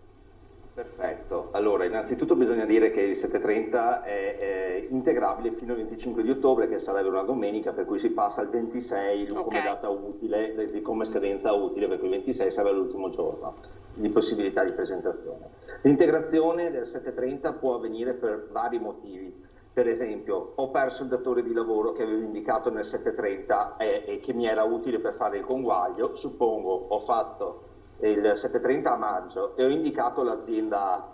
Ora, quando è stata la volta di agosto, ho cambiato datore di lavoro e il vecchio datore di lavoro non ha avuto tempo di farmi il conguaglio del 7,30 che avevo presentato, indicando appunto l'azienda vecchia. Io non ho perso i soldi che mi spettano, ho la possibilità di fare un 7,30 integrativo, cosiddetto per i tecnici neutro, solamente per la variazione del sostituto di imposta, che sarebbe il datore di lavoro. Vado a scrivere che l'azienda A è diventata l'azienda B e questa deve rimborsarmi. Così posso ottenere i miei soldini entro il primo giro di partita possibile, ovvero la prima busta paga possibile mi viene conguagliato, così non devo aspettare fino all'anno prossimo per poter recuperare questo credito. Altro motivo per poter compilare un 7,30 integrativo è che mi si è dimenticato nel cassetto la famosa fattura del dentista da 2.000 euro. Dico, accidenti, facendo pulizia d'estate mi sono accorto che ho una fattura, peccato non l'ho messa dentro. Non è persa, perché se parliamo di una fattura di un dentista sono 190, di 2.000 euro, sono 190 euro di rimborso. E sono soldini importanti. Benissimo, benissimo. E di conseguenza, anzi di più, 3,80 a dire la verità. Per cui sono soldini che possono venire dentro con la busta paga di dicembre, presentando il modello 7,30 integrativo, il classico modello 7,30 integrativo, così non occorre che faccia una dichiarazione che poi mi rimandi all'anno prossimo per poter recuperare il credito. È anche vero che, per esempio, oltre al 7,30 integrativo, possa o debba compilare un modello reddito integrativo correttivo nei termini, a seconda del momento in cui lo presento, perché magari mi è stata recapitata una CU, una certificazione unica da un datore di lavoro che non mi è stata spedita prima e che mi va a modificare il reddito, per cui magari ho un qualcosina da pagare in più. Per cui in quel caso dovrò fare un modello redditi correttivo nei termini e dovrò integrare la mia dichiarazione. Per cui queste sono tutte le movimentazioni che ci possono stare in una dichiarazione. Poi è vero che è passato il termine del 25 di ottobre, anzi 26 quest'anno, non presento il 7,30, ma potrò comunque integrare la dichiarazione sempre con un modello reddito integrativo, che ricordo, se mi accorgo adesso che 2 anni fa non ho messo in detrazione sempre le famose spese di 2.000 euro del dentista, sono ancora in tempo di farlo, perché entro il 5º anno successivo posso ancora integrare quella dichiarazione. L'unico inconveniente in questo caso è che se faccio adesso la dichiarazione integrativa sarà un modello redditi relativo 2 anni prima, la detrazione, ovvero i 380 euro, li recupererò col 7,30 dell'anno prossimo, però non li ho persi perché mi sono dimenticato. Posso sempre integrarlo entro il 5º anno. Quindi è molto importante questa cosa, fare sempre un attimo un resoconto di tutto quello che si è portato, una ricognizione di tutto quello che si è portato in detrazione per vedere di non aver tralasciato nulla. E soprattutto, nel caso in cui avessi dimenticato invece un reddito da dichiarare o un sostituto di imposta mi abbia recapitato adesso erroneamente perché non ha rispettato i termini di legge, un modello CU, una certificazione unica, è giusto che io la integri, perché altrimenti poi mi arriva la letterina dall'Agenzia delle Entrate e mi dice guarda che non hai dichiarato congruamente i tuoi redditi e sono guai. Mi trovo a pagare una sanzione più alta. Senta, in questo caso, adesso prendiamo subito la telefonata e ringraziamo chi è in attesa. In questo caso la scadenza è sempre quella del 25 o cambia per l'integrazione redditi? No, mentre se io presento un modello reddito integrativo ho tempo fino a novembre dell'anno prossimo per poter. Naturalmente la sanzione è commisurata alla tardività con la quale integro la dichiarazione, per cui se adesso c'è una sanzione minima che è la correttiva nei termini, passato il 30 di novembre arriva un 3,75 che non è chissà poi così tanto se è un'omessa onere. Se qualora invece dovessi integrare un reddito, poco cambia, perché al massimo arriviamo a un 15% di sanzione da pagare contro un 90% che avrei se mi arriva la lettera a casa dall'Agenzia delle Entrate. Per cui c'è la convenienza economica di farlo. Certo, e questo è assolutamente importante sottolinearlo. Abbiamo una telefonata, pronto? Pronto, buongiorno. Sì, buongiorno, prego. Buongiorno, io volevo solo un'informazione. Io nel 2018 ho fatto l'ISE e quest'anno quello 2019, però mi sono dimenticata di farlo l'anno scorso, quello del 2018. E ho pagato l'università di Trieste, una cosa che per me è esagerata praticamente. E mi hanno detto che dovevo pagarli per forza. Allora, aspetti, lei sta parlando di... deve pagare per forza che cosa? Le tasse universitarie. Tasse universitarie, ok. Sì, se non ha presentato l'ISE, se non è stato presentato l'ISE, le paga intere chiaramente, e quindi sì, bisogna capire un attimo con l'università, perché anche lì ci sono insomma certe scadenze molto rigide, per cui l'università, passato quel termine, non consente, non ammette dei piccolissimi termini, quindi magari l'unica cosa è verificare, ma il fatto che abbia pagato le tasse per intero chiaramente sì, perché se non ha presentato lei non l'ha l'ISE presentato, entro i termini. Signora? Ha presentato l'ISE? Non l'ha Io presentato. adesso ho presentato tutto, anche quello che non ho presentato comunque. Anche quello pregresso? Sì, esatto. Non penso però, perché solitamente le tasse si pagano annualmente, non so. L'ISE, ma forse lei aveva fatto l'ISE e non aveva fatto domanda all'università? O proprio non aveva io mi sono proprio dimenticata di farlo. Ok, quindi a livello retroattivo non credo che possa essere utile farlo. No, non si può. Bisogna rispettare i termini, come tutti i bandi e tutti i contributi, ci sono dei termini entro i quali bisogna fare la domanda o la richiesta di riduzione di tasse piuttosto che borse di studio. Quando si va oltre, ad esempio le borse di studio è tassativo, scade il 30 settembre, basta, chiuso, perché è un bando regionale. Per quel che riguarda i contributi, la riduzione dei contributi o l'esonero tasse, bisogna farlo entro il termine, danno di solito un piccolo, come si dice, una piccola proroga, chiamiamola così, però bisogna pagare comunque una mora che può andare dai 50 ai 150 euro all'università, però passato quello... Al costo di 800 euro a maggio e giugno, non voglio neanche fare la carta, 2.500 non so. Sì, è così che funziona. Se non si presenta l'ISE si paga le tasse per intero. Non ci sono altri modi per... No, purtroppo no. Mi dispiace signora, su questo non ce la si fa, però è un'informazione che le sarà utile, no? Per i prossimi anni, nella speranza che ce ne siano ancora. O era proprio arrivato alla fine? Prego. Grazie signora. Ecco, anche qui ci sono delle scadenze contro le quali non si può andare oltre. Ad esempio, stiamo parlando di scuola, bonus libri. Giuliana, ci dice qualcosa? Sì, allora il bonus libri intanto è un contributo regionale che viene dato alle famiglie con degli studenti che frequentano le scuole secondaria e primaria. Il contributo viene dato per l'acquisto dei libri previsti dal patto formativo dell'istituto e i libri di testo, quindi, e delle dotazioni tecnologiche che possono essere come il tablet e il computer. In questo caso non si possono sforare i 200 euro. Il termine tassativo è il 30 di ottobre, ok?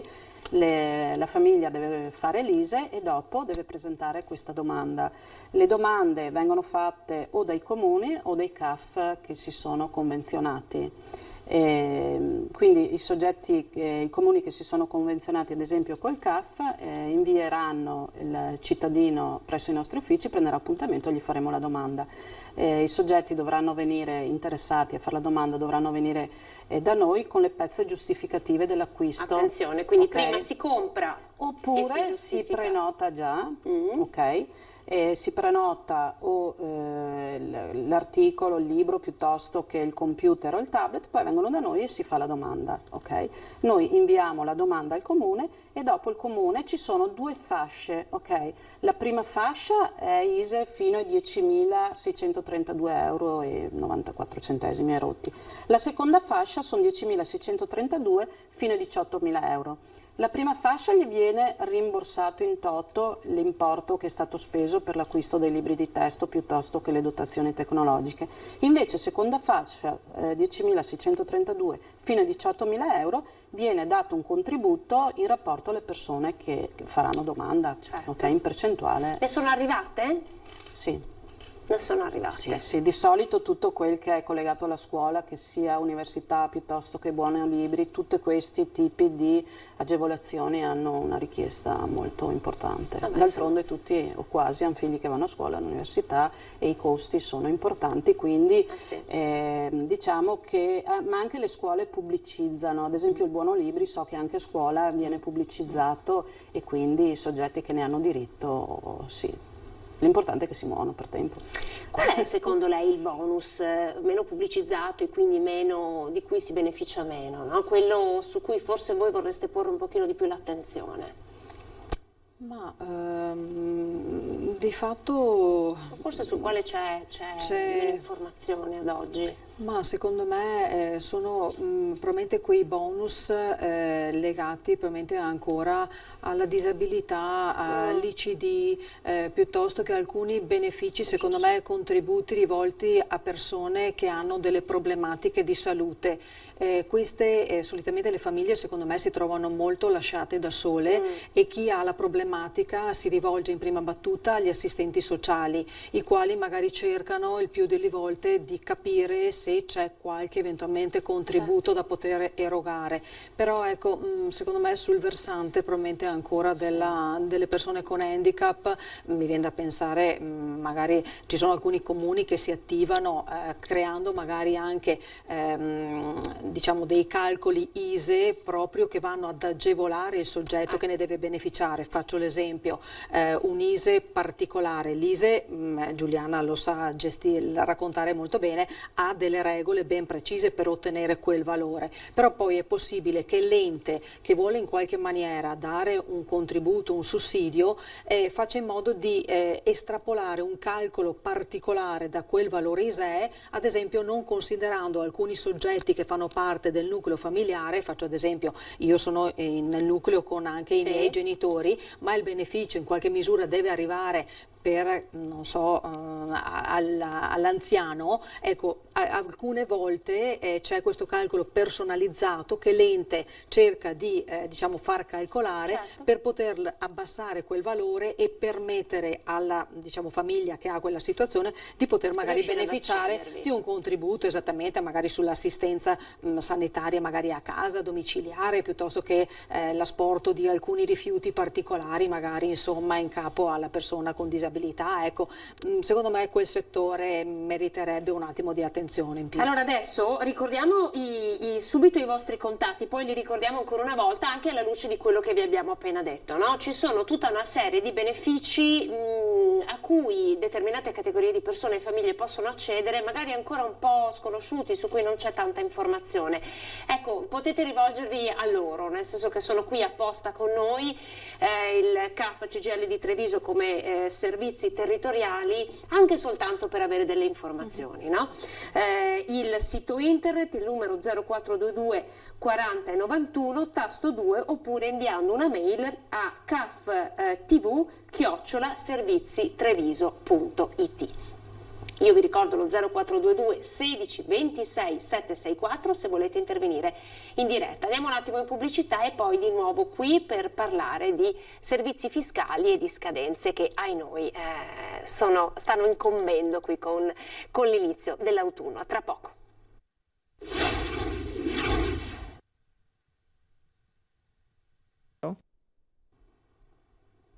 Eccoci, buongiorno, ben ritrovati. Torniamo a parlare di materia fiscale, no? Una materia piuttosto complicata, ma che ci permette di muoverci anche, insomma, all'interno della vita con dei benefici, dei vantaggi in più. E allora siamo qui apposta per raccontarveli, per darvi un po' le istruzioni per l'uso, per poterne accedere insieme ai nostri ospiti. Monica Giomo, amministratore delegato servizi Treviso SRL, Giuliana Maffei, responsabile fiscale provinciale dei servizi Treviso SRL. Con noi c'è collegato Graziano Basso, anche lui responsabile fiscale provinciale. Quindi siamo con il CAF della CGIL e abbiamo già un'altra telefonata in attesa, la prendiamo subito. Vi ricordo intanto il numero 0422 16 26 764. Pronto, buongiorno.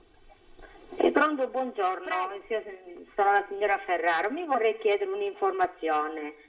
Siccome io 2 mesi fa ho acquistato i computer per i ragazzi, che ho tutti e 2 alle medie, vorrei sapere se potrei fare il bonus per i computer.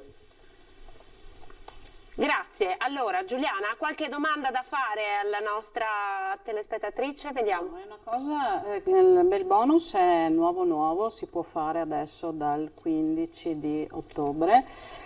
Bisogna rientrare in un ISE di 20.000 euro. Però la mia paura, le dico sinceramente, quel poco che so, secondo me lei non può averlo già acquistato, perché dovrà acquistarlo successivamente, perché dovrebbe essere una sorta, dovrebbe viaggiare di pari passo come il bonus vacanze. Esatto. Io prima mi attivo, ok? Chiedo di avere questo bonus e dopo in questa app verranno caricati anche i rivenditori che aderiscono a questa iniziativa e dovrebbe essere spendibile solo dopo il bonus, non posso avere acquistato prima il computer. Quindi non è nemmeno possibile che la signora, presentando scontrino o ricevuta fiscale, vi possa accedere. Dobbiamo attendere probabilmente le indicazioni da parte. Non è ancora stato pubblicato il decreto attuativo. Sì, il decreto attuativo. Io quello che avevo letto era così, però bisogna vedere adesso quando verrà pubblicato il decreto attuativo che non si possa anche usufruire di questa possibilità e possa usufruire del bonus anche lei. Vediamo prossimamente, appena sarà pubblicato magari ci... non butti lo scontrino, chiami lo 0422 40 91 tra quanto, per capire, per avere qualche informazione in più? Un paio di settimane? Entro fine mese presumo, visto che iniziano a fare anche le domande, dovranno dare indicazioni in merito su come muoversi.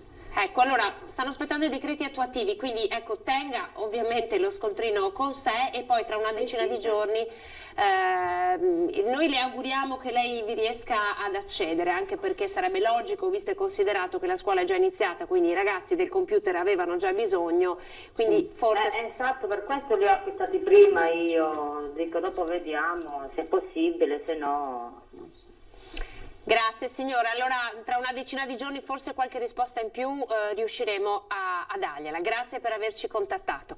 Allora Monica, ovviamente voi state lavorando su tanti altri fronti. Un altro fronte molto interessante è quello delle dichiarazioni di successione in primis e poi anche delle assunzioni di colfe badanti, no? Con la sanatoria che c'è stata, quindi la grande regolarizzazione, immagino che le domande siano state tantissime. Che cosa c'è da sapere? Allora sì, sul fronte del servizio che interessa appunto chi desidera o chi ha necessità più che altro di assumere una colfe o una badante all'interno del proprio nucleo familiare, noi ci siamo attivati come sempre in collaborazione in merito alla sanatoria con il nostro patronato Inca CGIL. Di fatto i colleghi si sono adoperati entro il 15 di agosto per gestire la prima parte del processo, ossia la domanda chiaramente di regolarizzazione e il CAF CGIL subentra dal 15 di agosto con la predisposizione del contratto di assunzione che viene la famosa comunicazione da inoltrare in via telematica sul sito dell'INPS. Di fatto sì, con i colleghi del patronato abbiamo gestito all'incirca 370 domande e di queste appunto le stiamo continuando a ultimare proprio per portare a completamento il processo. C'è una novità che riguarda comunque il settore delle colf badanti, ossia è andato finalmente dopo anni, perché parliamo del 2016 se non ricordo male, che il contratto era fermo, è andato a rinnovo e quindi ci sono delle novità che vanno ad impattare comunque sulle eventuali datori di lavoro o famiglie che volessero assumere e regolarizzare una colf badante, piuttosto che appunto addirittura la figura della babysitter che è stata introdotta. Quindi se eventualmente chi ha necessità, attraverso il nostro sito www.cgltreviso.it oppure anche telefonandoci, i nostri operatori sono in grado chiaramente di fissare un momento di incontro con chi ha necessità di queste informazioni per poter dare insomma tutte le novità inerenti. Diciamo che l'attività anche qui è un'attività che noi gestiamo parallelamente con il servizio dell'amministratore di sostegno. E quello che dicevo prima, la nostra attenzione, abbiamo istituito questo nuovo servizio da un po' di anni, ossia tutti coloro i quali si trovano ad avere purtroppo una persona che non è più nella condizione di poter arrangiarsi a gestire, diciamo, le attività burocratiche che la interessano. In questo caso la nomina di un amministratore di sostegno è l'attività che appunto sviluppiamo da un po' di anni e che comunque anche qui insomma va a toccare delle persone che in qualche maniera sono persone con difficoltà, ecco, anche a spostarsi e quindi insomma cerchiamo di dare proprio un aiuto alle famiglie che si trovano in queste situazioni. Ricordo poi che chiaramente diamo una mano, sempre collegandoci purtroppo a un evento non proprio così felice, un sostegno per la compilazione della dichiarazione di successione. Purtroppo quando viene a mancare un congiunto noi predisponiamo tutto quello che è la pratica, anche qui una dichiarazione, perché di fatto è quello dove vanno inseriti chiaramente i patrimoni, quindi case in particolare, terreni, ma non solo, anche soldi, conti correnti, depositi e quant'altro, e appunto assistiamo la persona cercando anche qui di non fermarci sempre all'ambito della dichiarazione di successione, ma ad esempio ci sono dei risvolti, magari Graziano se vuole aggiungere, anche fiscali, perché magari una persona non sa che ci sono delle somme che magari purtroppo la persona, ad esempio lavori che ha eseguito sulla propria abitazione, li ha sempre inserite lui nella sua dichiarazione dei redditi, viene a mancare. Magari Graziano vi può spiegare cosa succede. Cosa succede? Non sono persi, è interessante. È sicuramente un aspetto molto interessante che coinvolge purtroppo tantissime famiglie. Certo, ci sono vari risvolti. Allora, innanzitutto c'è il risvolto monetario dal punto di vista del pagamento delle imposte, perché quando partiamo da questo intanto, supponiamo che nel corso dell'anno 2020 sia avvenuto l'evento luttuoso, tutti sono convinti che le imposte per gli eredi sono da pagare dall'anno successivo, ovvero dal 2021, ma non è così, perché qualora nella successione cadesse un'abitazione, sia essa abitazione principale oppure un'altra abitazione, per esempio una casa al mare, l'IMU per esempio da pagare per conto degli eredi è già per il 2020, per cui fino alla data del decesso ci sarà l'F24 intestato al deceduto, poi dal mese in cui cade in successione, non serve che sia presentata la successione, ma dal momento in cui c'è l'evento luttuoso, l'obbligo di pagamento ricade sull'erede o sugli eredi. Quindi automaticamente? Automaticamente, infatti, per cui supponiamo che sia avvenuto l'evento a fine di giugno, ci sarà 6 mesi l'F24 che è stato pagato dal deceduto perché era ancora in vita, il saldo che sono gli ultimi 6 mesi, che è l'imposta dovuta, supponiamo, viene pagata divisa tra gli eredi aventi diritto in base alle loro quote di possesso, qualora ne abbiano i requisiti o ci siano imposte da pagare. Questa è la prima cosa da tenere in considerazione. Noi facciamo anche questo tipo di informazione perché molte volte ci capita che chi ha fatto da qualche altra parte la dichiarazione magari rimane indietro l'IMU e si trova a doverlo pagare con la dichiarazione dei redditi e con il ravvedimento operoso, per cui pagando una sanzione che è un 3 75 per carità dell'imposta dovuta, ma è sempre spiacevole perché se vengo informato la cosa la attuo entro i termini, ovvero il 16 di dicembre in questo caso, per pagare il saldo. Poi, come diceva Monica giustamente, tutto quello che può essere le detrazioni pluriennali che portiamo in dichiarazione dei redditi, ovvero se il deceduto aveva ristrutturato casa oppure aveva fatto una riqualificazione energetica dell'edificio per cui aveva messo, che ne so, cambiato la caldaia per cui aveva diritto al 65% di detrazione e dall'altra parte aveva ristrutturato, aveva fatto il bagno nella casa e aveva diritto alla detrazione del 50%, se uno o più degli eredi o più eredi rimangono a vivere nella casa oppure non affittano, per spiegarla così, e mantengono la detenzione del bene, è possibile che gli eredi che hanno la disponibilità del bene possano portare avanti nella loro dichiarazione dei redditi la detrazione. Naturalmente per l'anno 2020 che abbiamo fatto l'esempio, il deceduto non avrà la detrazione perché si guarda la posizione al 31/12 dell'anno in cui è avvenuto l'evento e di conseguenza sulla base della disponibilità del bene gli eredi potranno dall'anno prossimo portarsi in detrazione, per cui le rate residue del beneficio. Ma la stessa cosa è se il deceduto avesse acquistato un'auto per disabili, per esempio, per cui c'è la rateizzazione in 4 anni, l'erede può portare eventualmente le ultime rate, le rate residue in detrazione nella propria dichiarazione dei redditi. Quindi fino alla fine, non per un tempo limite, fino alla fine della... Fino alla fine o secondo regole diverse a seconda della detrazione in cui facciamo capo. Poi un'altra cosa che molte persone non sanno è che se mi arriva la fattura, che ne so, del dentista quando il congiunto è morto, non vado a vedere se il congiunto era a carico o non era a carico. Io ho degli obblighi in qualità di erede, per cui sostengo la spesa. Allora quella spesa sostenuta in nome e per conto del deceduto posso portarmela io in detrazione nel 730 dell'anno successivo, perché se stiamo parlando di una fattura che è arrivata nel 2020, la pago nel 2020, l'anno prossimo nel 730 2021 che andrò a dichiarare le spese del 2020 potrò integrare oltre il mio 730, oltre che con le spese che ho sostenuto per me stesso e i miei familiari a carico, anche quella che ho sostenuto per pagare degli oneri che possono essere considerati detraibili e li ho pagati in nome e per conto del contribuente deceduto. Per cui nulla viene perso. In questo caso si fa uno strappo alla regola, non si guarda se il deceduto era a carico o non era a carico, se era un familiare ai sensi dell'articolo 433 stretto, ma insomma ci sono delle piccole possibilità di poter portare a casa qualche soldino in più. Ultimo ma non da meno, bisogna stare attenti quando si va a fare purtroppo il pagamento del funerale a chi intestare la spesa del funerale.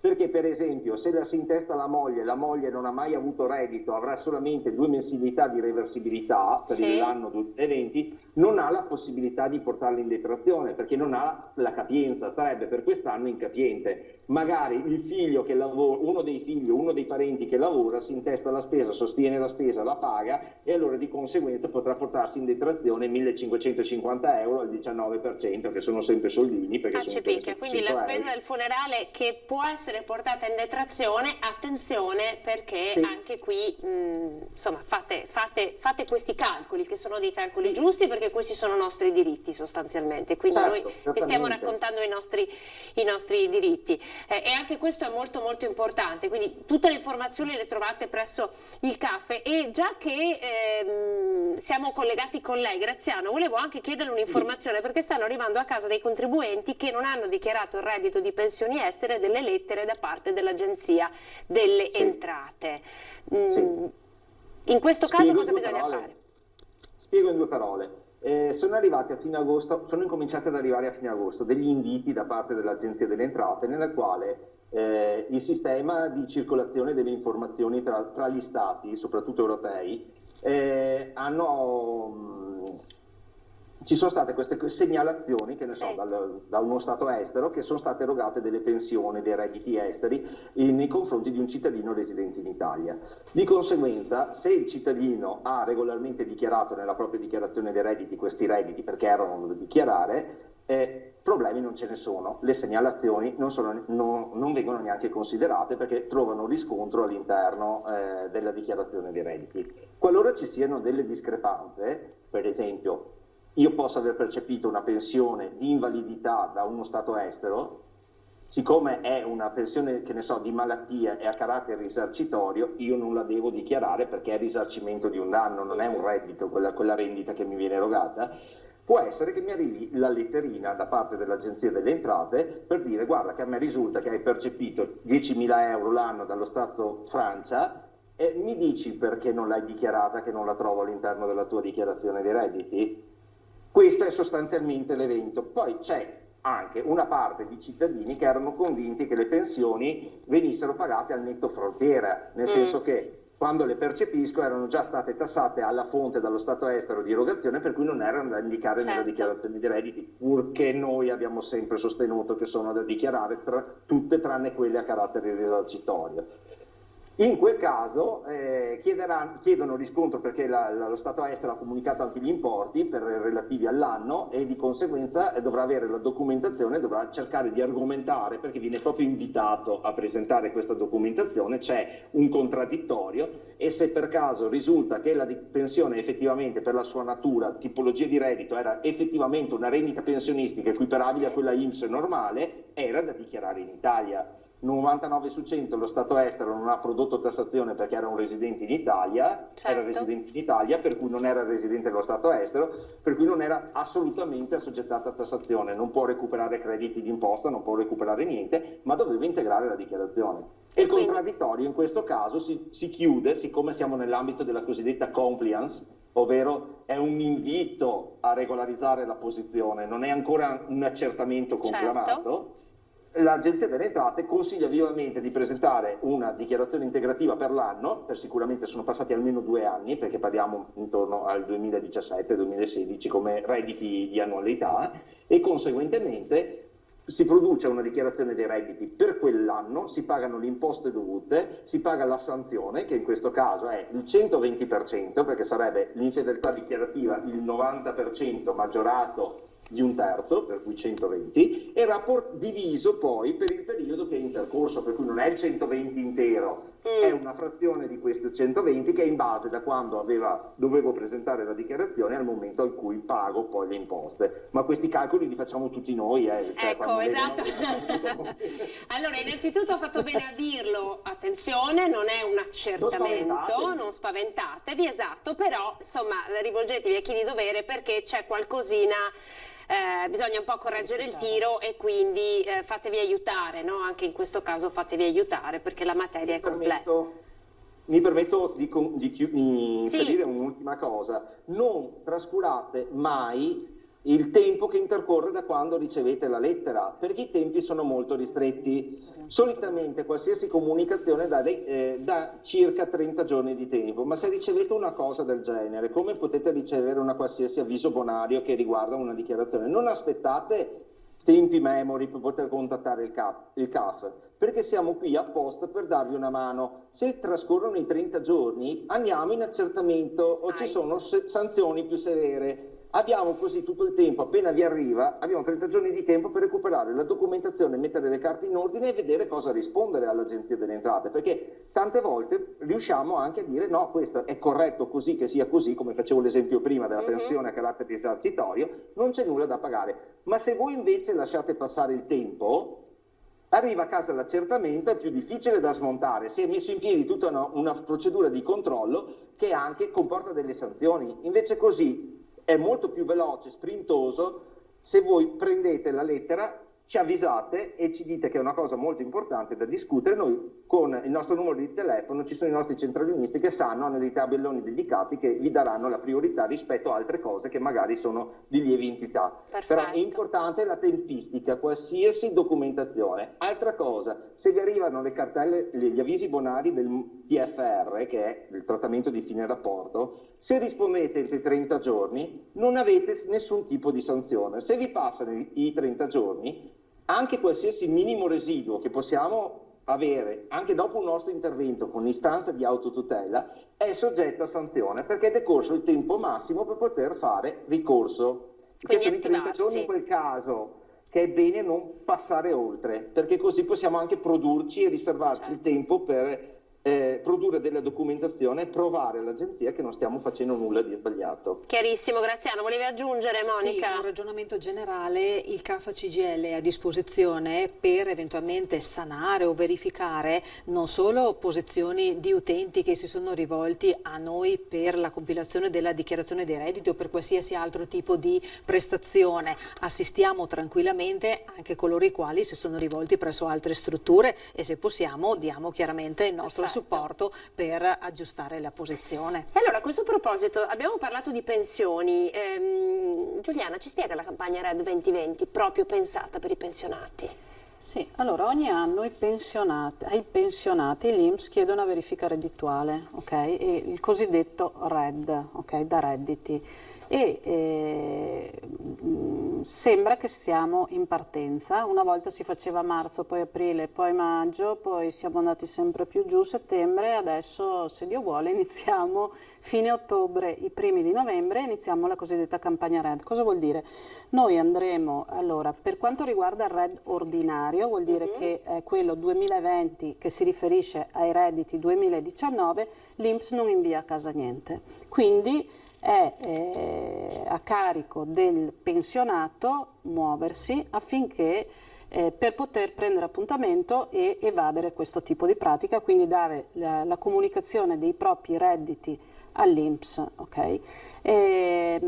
Noi normalmente, e verrà fatto anche quest'anno, i soggetti che si sono recati l'anno precedente verranno contattati, perché poveri loro non sanno se devono farlo o no, verranno contattati dai nostri operatori, gli verrà fissato un appuntamento e verrà evasa la pratica come ogni anno. La scadenza per la campagna RED 2020 è il 1° marzo, quindi non è una scadenza così stretta. Questo per quel che riguarda l'ordinario, quindi il 2019. Per quel che riguarda invece i solleciti, quindi i RED solleciti, cioè quelle persone che lo scorso anno dovevano fare la verifica, inviare la verifica reddituale all'INPS, arriverà una comunicazione a casa. Qua i tempi sono più o meno gli stessi, però allora quello che dico sempre io è, mi raccomando, se uno non fa l'ordinario c'ha sempre il paracadute del sollecito, però se non si risponde al sollecito può essere sospesa la prestazione, che non è la pensione. Prestazione cosa vuol dire? La verifica RED viene fatta a quei soggetti che hanno delle maggiorazioni, ad esempio una maggiorazione al minimo della pensione piuttosto che gli assegni familiari, e quindi se io non rispondo al sollecito mi bloccano quella prestazione. Però poi ci sono 10, 11, 12 mesi di tempo perché io riesca, perché bisogna fare una ricostituzione e i tempi sono lunghissimi. Quindi quando arrivano comunicazioni da parte dell'INPS bisogna chiamare o venire presso i nostri uffici e attivarsi per prendere un appuntamento. Di pari passo, una roba velocissima, vanno anche le dichiarazioni di responsabilità. Quest'anno sono pochissime e sono sempre delle verifiche che fa l'INPS a quelle persone che ricevono delle indennità particolari. Sono rimaste le dichiarazioni di responsabilità solo per chi percepisce assegno sociale o pensione sociale. Devono dichiarare all'INPS se hanno avuto dei soggiorni all'estero oppure se hanno avuto dei ricoveri. Okay? A questi soggetti stanno già arrivando le lettere. Sono iniziate ad arrivare la scorsa settimana, anche loro hanno la scadenza 1° marzo. Ma avete visto quante cose vi stiamo dicendo? Però c'è un'ultima cosa che prima di chiudere vi dobbiamo dire che è importantissima, perché CAF CGIL ha già iniziato la campagna per il prossimo 7/30. Allora eccolo qui, questo è il volantino. Monica, cercate persone, no? Inviate la candidatura entro il 20 di novembre. Sì, di fatto noi come ogni anno partiamo con un percorso formativo che ci consente di preparare il personale che poi verrà assunto tendenzialmente da aprile. Adesso il periodo per la predisposizione 7/30 si è allungato al 30 di settembre, quindi una campagna pandemia e un periodo un pochino più lungo, e chiaramente noi formiamo questo personale con dei percorsi formativi teorici / pratici per poter diciamo, acquisire tutte quelle informazioni fiscali che sono necessarie / indispensabili per poter erogare un servizio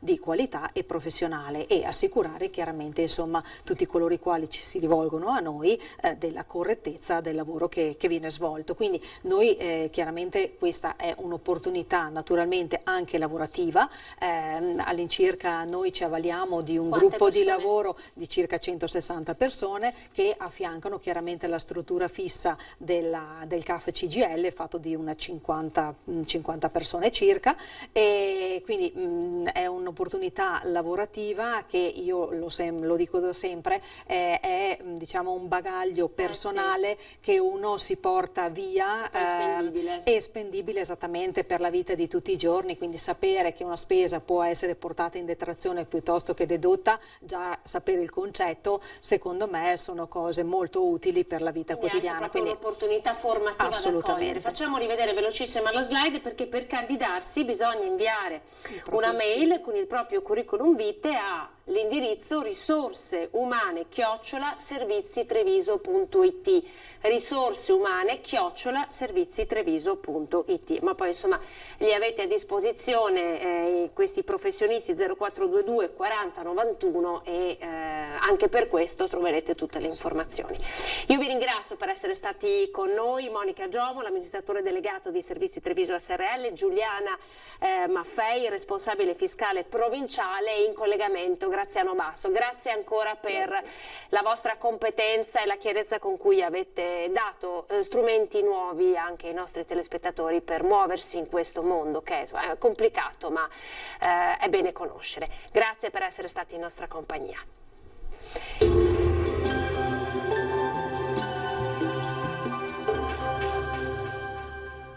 Società Agricola Torresan. Dai nostri animali nati e allevati nel cuore del Montello produciamo solo carni e salumi genuini. Nuova apertura a Ponzano Veneto.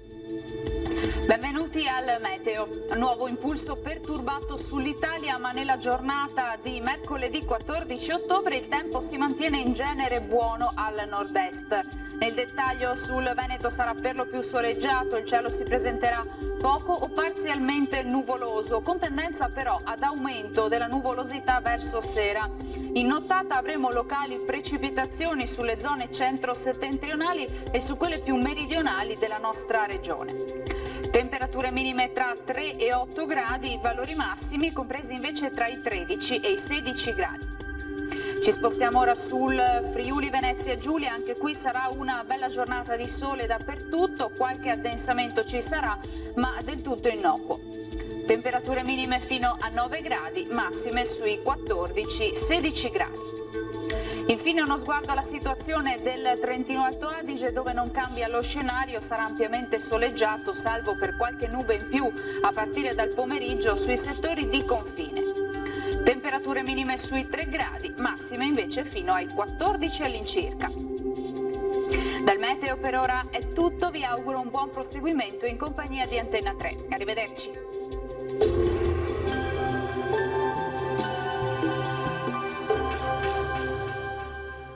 Società Agricola Torresan. Dai nostri animali nati e allevati nel cuore del Montello produciamo solo carni e salumi genuini. Nuova apertura a Ponzano Veneto.